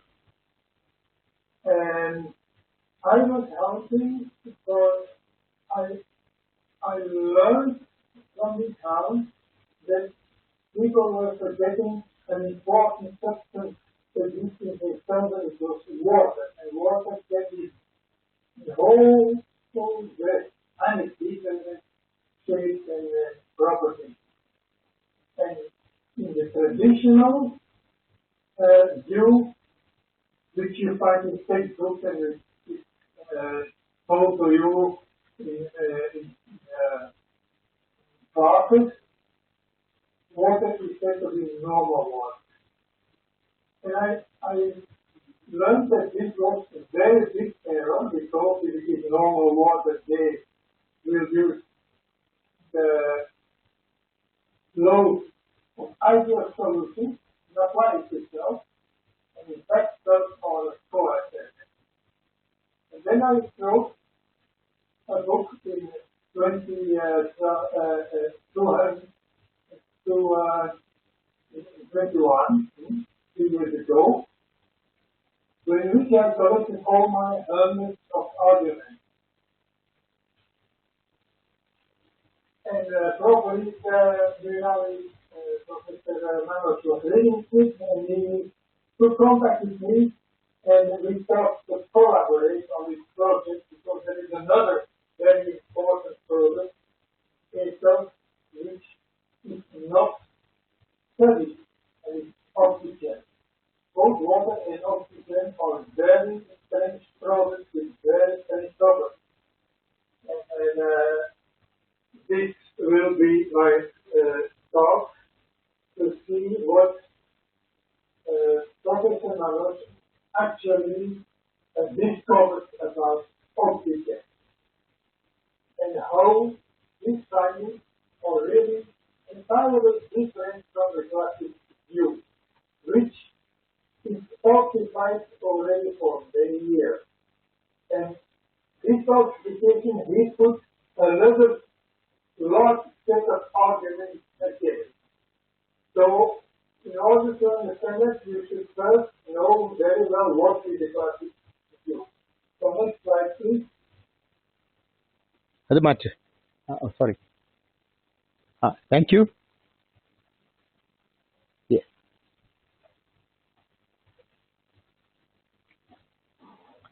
Laurent, you are on. Can you connect? Did you close it? Laurent, are you there? Yeah. It means that only being big and small, they are all composed of cells, and that's the structural and functional unit of life. Each cell can, in principle, do everything what a cell needs to do, life, what the system of life. They're bordered by a membrane, and there's inside, and this makes a common unit, which at the time was called protoplasm. The two together, they work together. Next slide, please. Next slide, please. Yes. The other important concept is called the central dogma, and it says that the information flow is from DNA, which can replicate it for the next generation, but which can be transferred into RNA, and the RNA gives the information to the ribosomes to make the protein. In this lecture, we will look to the protein, not to the DNA, to the RNA. And what is typical for the protein, it is that they are the real-time executors of all functions. The genes, they work on the long term. They cannot extinct them. And particularly with respect to oxygen, all reactions with oxygen are the fastest they are. So we focus on the real-time function of cells. Next slide, please. An important point in is that enzymes can be considered as very, very small reactions vessels, which you use also in a laboratory, but much smaller. They are so small that they only produce one molecule at a time. And therefore, it is very, very accurate. There will be no cycle response because the reaction products, they fit into the active center. And that's specific, and there can be hundreds of products around the enzyme. The enzyme will pick up one of them, the specific, and by this you get control about everything what happens in the cell. And then going back to the sense of dogma, the DNA decides which proteins will be made. Also, that the missing in everything seems to be controlled. And then there are some pumps in the membrane, and they control what will be inside in the cytoplasm for solutes and ions and all this. And they regulate everything that is the internal medium is very constant. And all the proteins which are inside, they have an easy life. They shouldn't adapt from moment to moment to the outside conditions, because inside is safe, and one thing that the sun rays arrange that in the membrane. And all these determinisms I tell this, people at this moment think that all enzymes work in this way. And that's not correct. There is among the enzymes a special group which was called with the murburn concept, it was called murburn. And they were entirely different. There was a new innovation, it was a revealing really that some enzymes were different, not according to the gene, not according to the nuclear kinetics. Please next slide. So we should go beyond the classical view of life, and it was said already, inside this moment, there is a huge tendency towards obtaining a consensus, and that's actually not a good thing. Science is not democratic. There can be some brilliant scientists who think differently, and they might be right. But if they don't be heard, yeah, then it's wasted their ideas. And I put here some very, very important persons. There are other, of course. They didn't got another person that they kept important too. And for instance, Deutner in 1914 already said that a membrane or a static surface, like a membrane for instance, it works like an electrode. It's the idea which now for some numbers is working out. It works like an electrode. Bauer, he said, work output by itself, the energy from it that comes from the structure of the energy. It is order. It is low entropy, or it is low entropy, you can generate work. Link here works almost from 1945, just a few years ago. We worked on the concept that the cell is a coaxium. And you also use the solution. And also the other two, they followed this idea, and I personally also followed the Roshi, the Kanagawa also followed the idea that the cell is following, and also Manos of this idea, the cell is following, and there is direct proof for it at this moment. So the classic view, if you continue thinking that inside the cell is the solution and all that ideas are derived from it, we cannot continue on that path. Impossible. Next slide, please. Next slide, please. Yes, I'm trying to move it. I will do it. One second.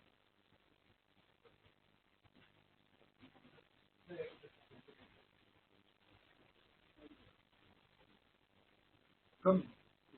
Next slide, please. Yeah, one second.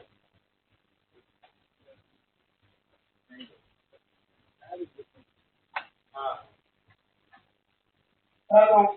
Yeah. Okay, thank you. Now, the central idea, cluster idea is that of structure. And here are two examples of it. One is in the mitochondrial or the bacterial membrane, in the inner membrane, and it is the thing which was shown already in the video. It is NAD, the red chocolate are certain protons to the outside, then generated a proton motive force, which is the force of a gradient, and then this force is used to synthesize ATP. Here's the same in the eukaryotic cell membrane, where the pump is stopped to control the in the composition of the fluid inside the cell, and this needs three things. First, you should identify the solution gets changed, and then it should be compared with what it should be, and then the difference should be compensated by the surface ions inside or outside. From this sheet, the two first points, identifying estimates, and are no beta ions, no clear beta ions. Why? Why? So, perhaps because it all works very differently. Next slide, please. We will know one guy. Yeah, 10 years more. A student can calculate in a few weeks that the whole idea of Mitchell, for which a Nobel Prize was given, is just symbolic. He takes the volume of the chloroplast. He takes the concentration, which is in neutral, of the proton. He uses the number of Avogadro, and he finds that there are only 9 chlorons. And for the mitochondrial system of smaller, there are only 6. And for the cyanobacteria, which is still smaller, can be smaller than 1 micron in diameter, there is but 1 proton. Now tell me, how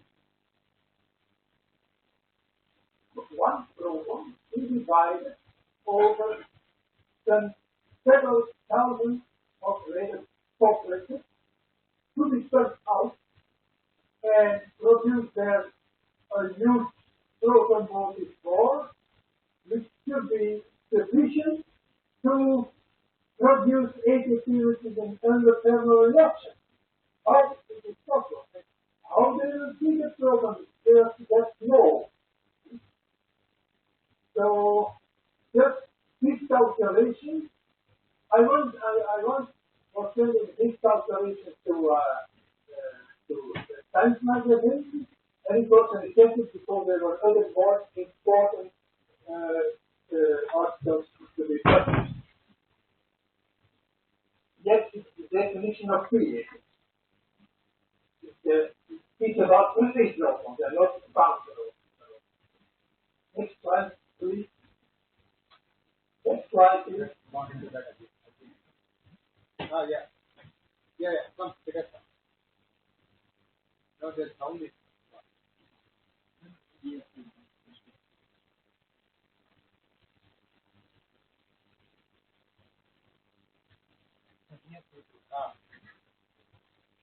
Hello.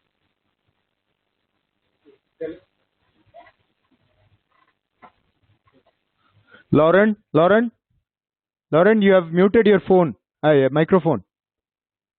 Lauren? Yeah, now we can hear you. Okay. So the electron transport chain you saw in the video. The idea came from Kelly in 1939. He discovered the cytochrome, that there were several cytochromes. And then he was put in front of a very big question, how should it work? And there were two possibilities.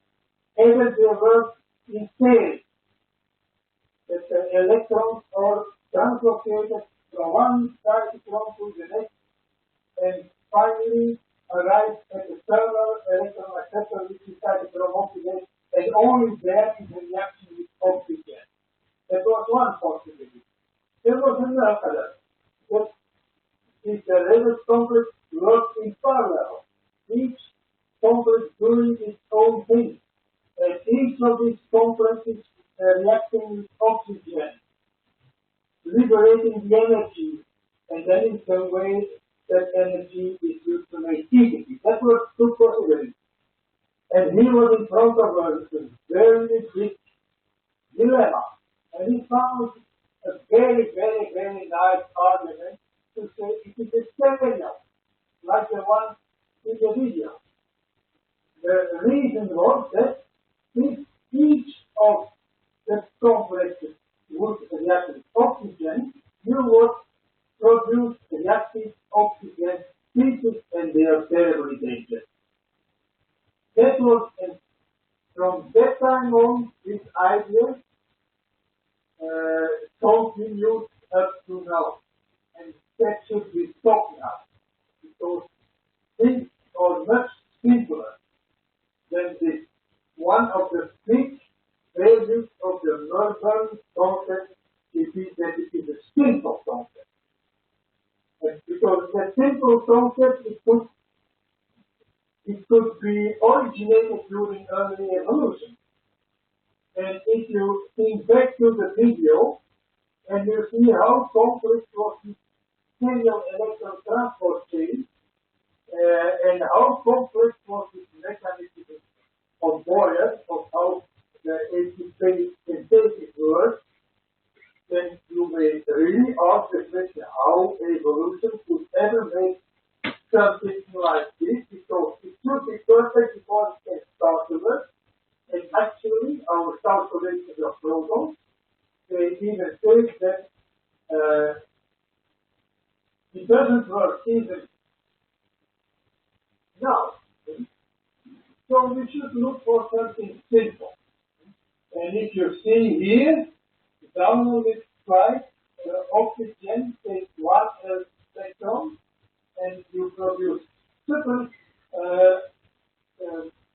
superoxide, and there's a lot of energy coming out of it.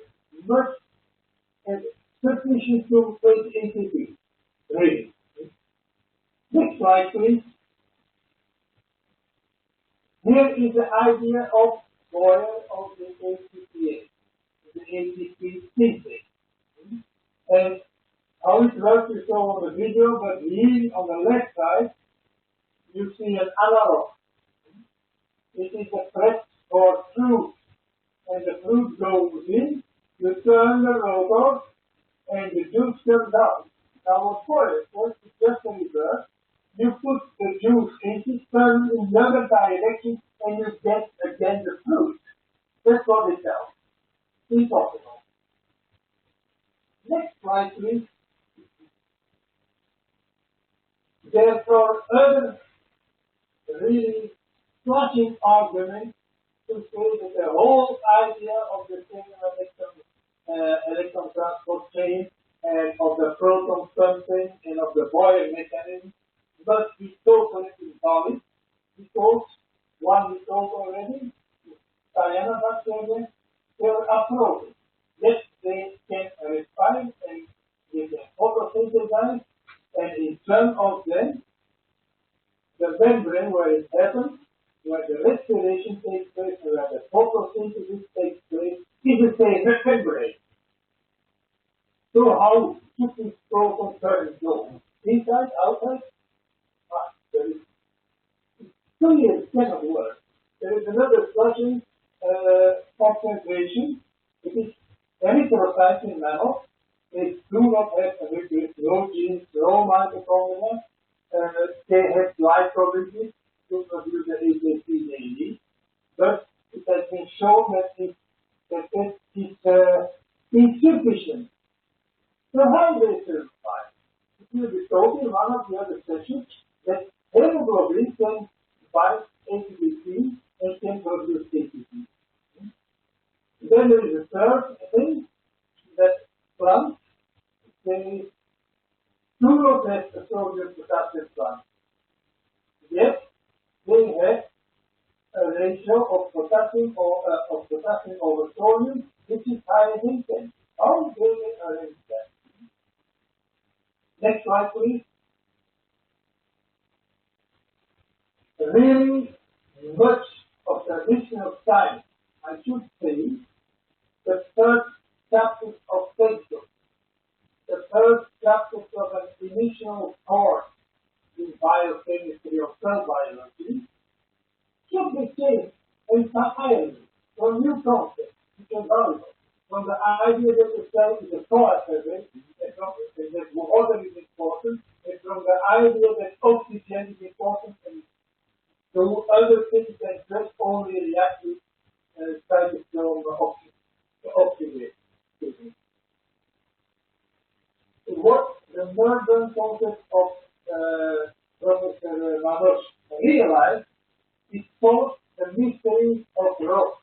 The mystery, I mean, one knows that at high concentration rock is dangerous, but one does not know what the rock does at low concentration. And that those functions are really astonishing. It's new. There is a new mechanism for redox protein. And with a new kinetics, which is not a nuclear mentioned kinetics, there are new ideas about those response relationships, which are very interesting for pharmaceutical industry, which are busy with medicaments. How they work? They work, some medicaments surely work differently than generally thought. You all know this map of Govindankutty, which are on the wall in laboratories where you can see the overall reactions going on in cells. A large part of this chart should be remade once you know what is murburn concentrate. There should be a new view on the homeostasis of the fluid, because it does not work. It is not kept constant by the sun. It works differently. There is truly an entirely new bioenergetic. How cells are energized. And energizing of cells, it starts with the rate of the reaction. And all these rate of reactions, they work according to murburn concept and not to pumping ideas. There are new insights in electrophysiology and in motility, because one of the end products of the murburn reaction is the water. And water puts the cell under pressure if it is constantly produced. And with this water under pressure, you can drive hydraulic mechanism. It's something entirely different in the things working on pumps. And of course, the murburn concept tells you what could have been the very early origins of life, because it can give some ideas about, because the mechanism is so simple and does not use. How could ATP be made before there was a membrane? That's the point. And also glycolysis, if you look to the details of the enzymes, with all the coenzymes which are involved, these are not simple reactions. The rock reactions are simple, just basic chemistry. And we can believe the murburn concept because every detail is thermodynamically sound. All things are exothermal, or no endothermal points, like, for instance, making ATP. The reaction to make ATP with the murburn concept is an exothermal one, because not only because the reaction with reactive oxygen species, and there is not only water produced, but there is also hydrogen peroxide produced. It's completely different. So the idea how to make ATP, it is now just an exothermal reaction. Everything is exothermal. It is kinetically sound because these reactions are very, very fast. And the very fast things, only the reactions with reactive oxygen can explain that it goes so fast. There are very nice structural details on the protein, which really indicate that there are in the structure of the protein points which structures which point to reactive oxygen reaction, and it's evolutionary sound. So why not? speak about such important things. There are two views, and you are an instructor giving lessons, or you are a writer of a statement. Honestly, declare that you should put or tell to your students that there are two explanations and not one. That there is not only a consensus view. And you should give the arguments for the two arguments pro and arguments contra. That's the only way to go further with time. Next, please, next slide, please. So we come now to the basis of the murburn concept. I tell them so that you can better follow the next session. Next slide, please.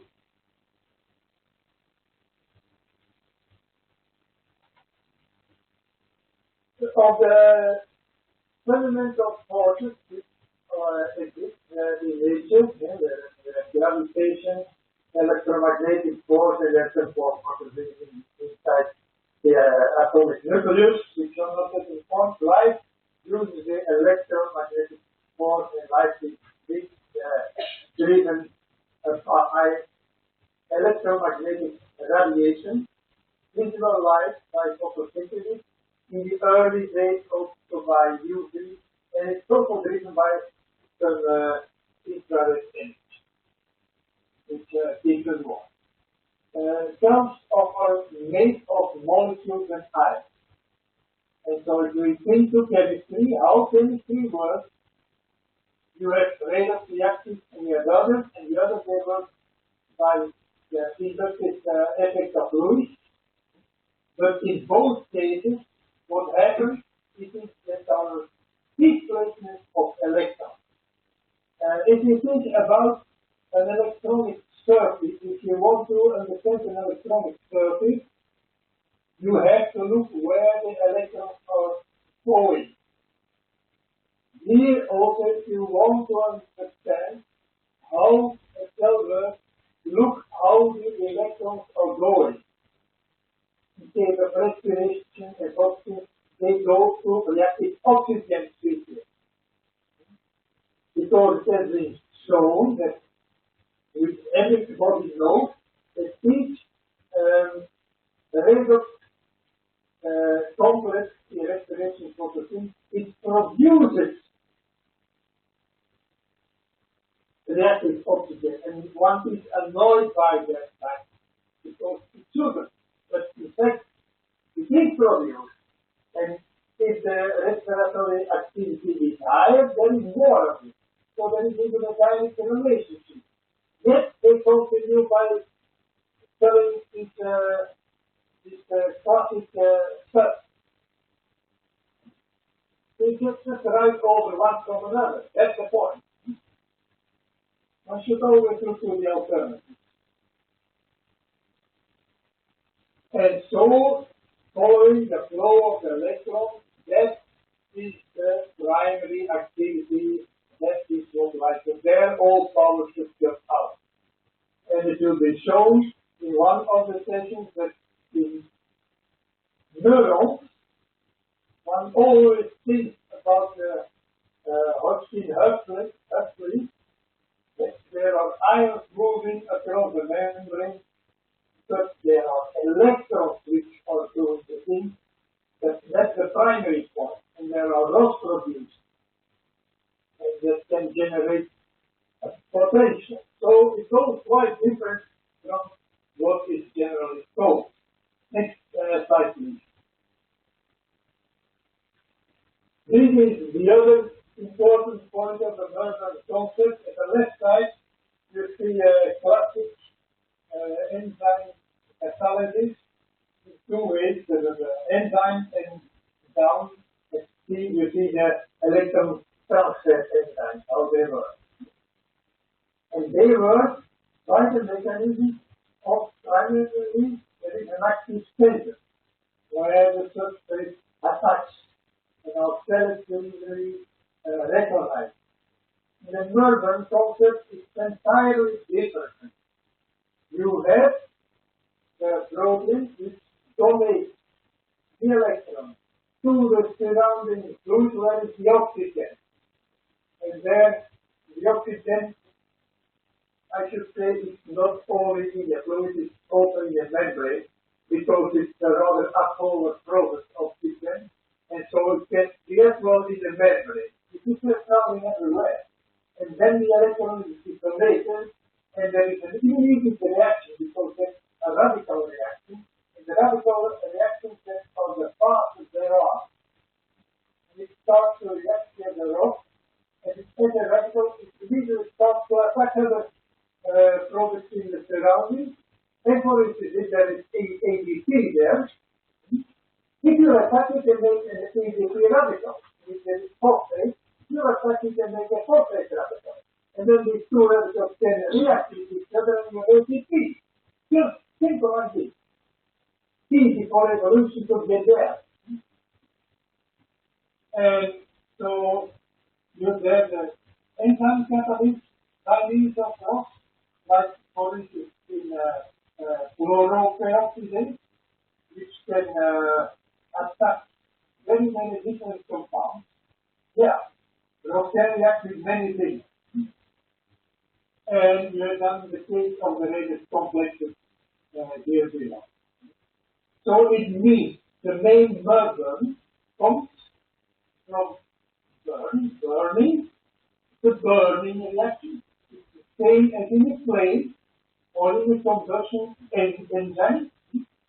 And the merge, there are different possibilities. So where from the merge, it can be from molecule, unbound ion radical reactivity, or it can come from wild, unrestricted, free in fluid redox pathology.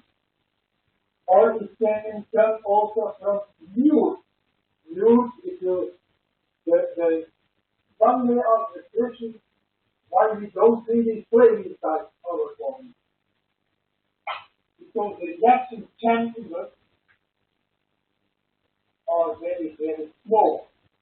They are small cavities inside our range complex, we are known, or spongy regions, or small liquid-filled regions between subunits of multi-subunit proteins. It's new. There are millions of huge small reaction chambers where the rock reactive, and of course, when they escape from. And if the concentration of it becomes too high, then it can be dangerous. Next, so basically, it is a simple chemical enzyme which is driving our life. Next slide, please. Here it is put in the shell group. You have the enzyme, the full binding itself, because it works to give a special name for the special type of enzyme, called enzyme.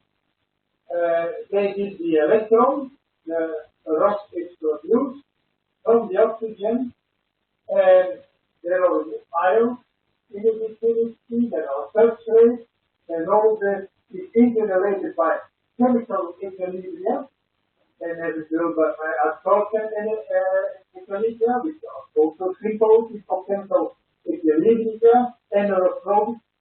There is an output of products, but there is something else, another output, not yet shown on this sheet. If you have a membrane, and on one side, it's the inner mitochondrial membrane, and on one side, you have formation of an electron to the fluid, and rock is produced.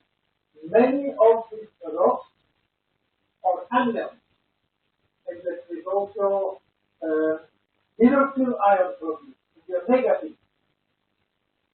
And so you generate the negative potential, not by putting protons to the outside.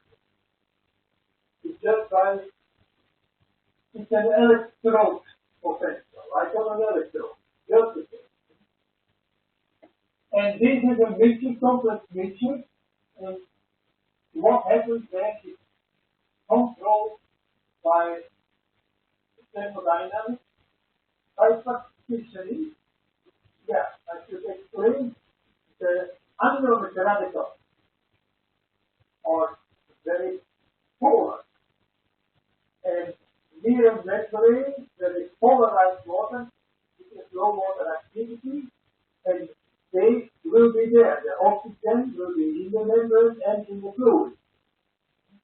So there are partitioning. And that is, according to me, the point to be started to be studied, to get a deeper insight. Concentration, stabilization, spin-off, all this is equilibrium, which control what happens there. Next slide, please.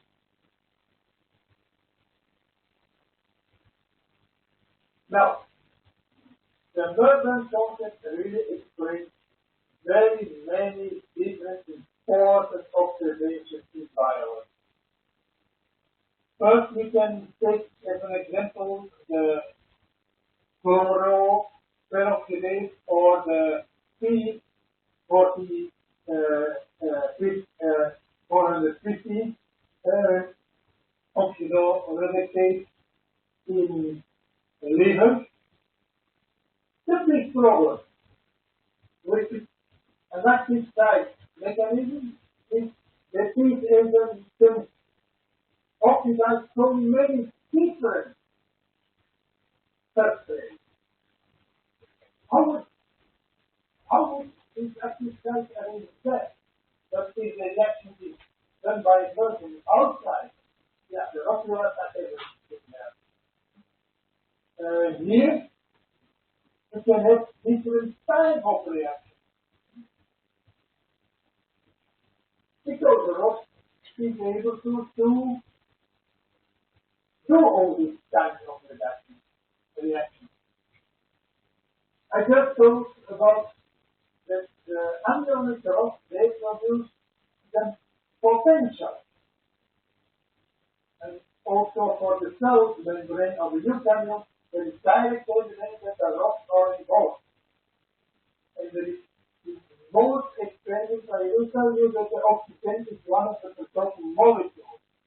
There are almost no experiments done where experiment is done under air with a control under nitrogen or argon.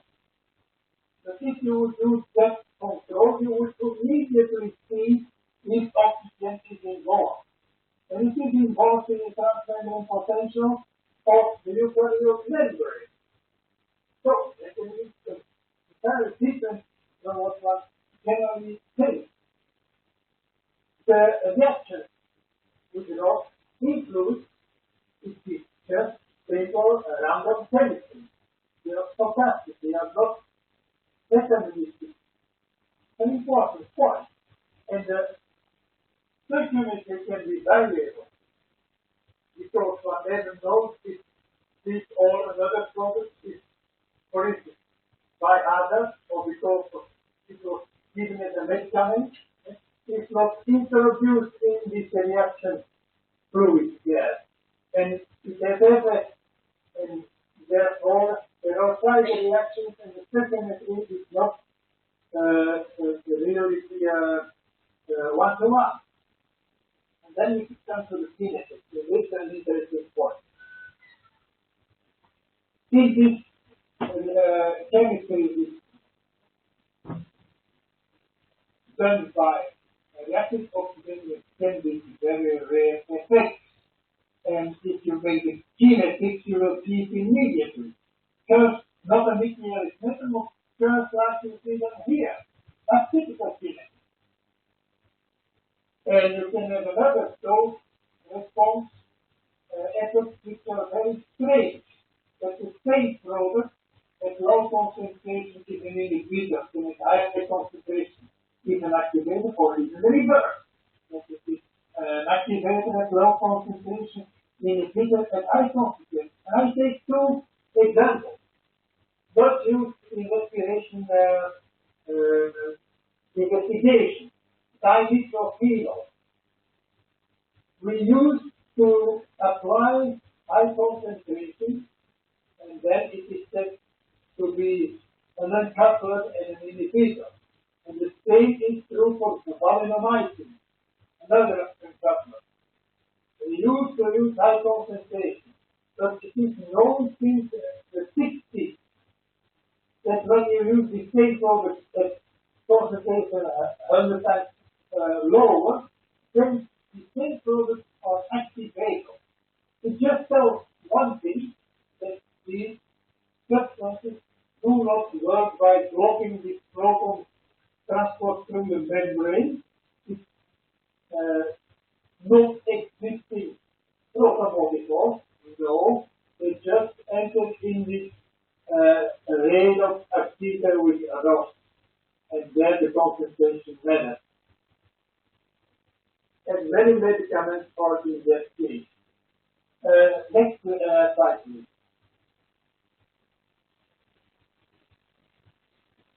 So, the murburn reaction is shown here as a part of the picture. NADH and oxygen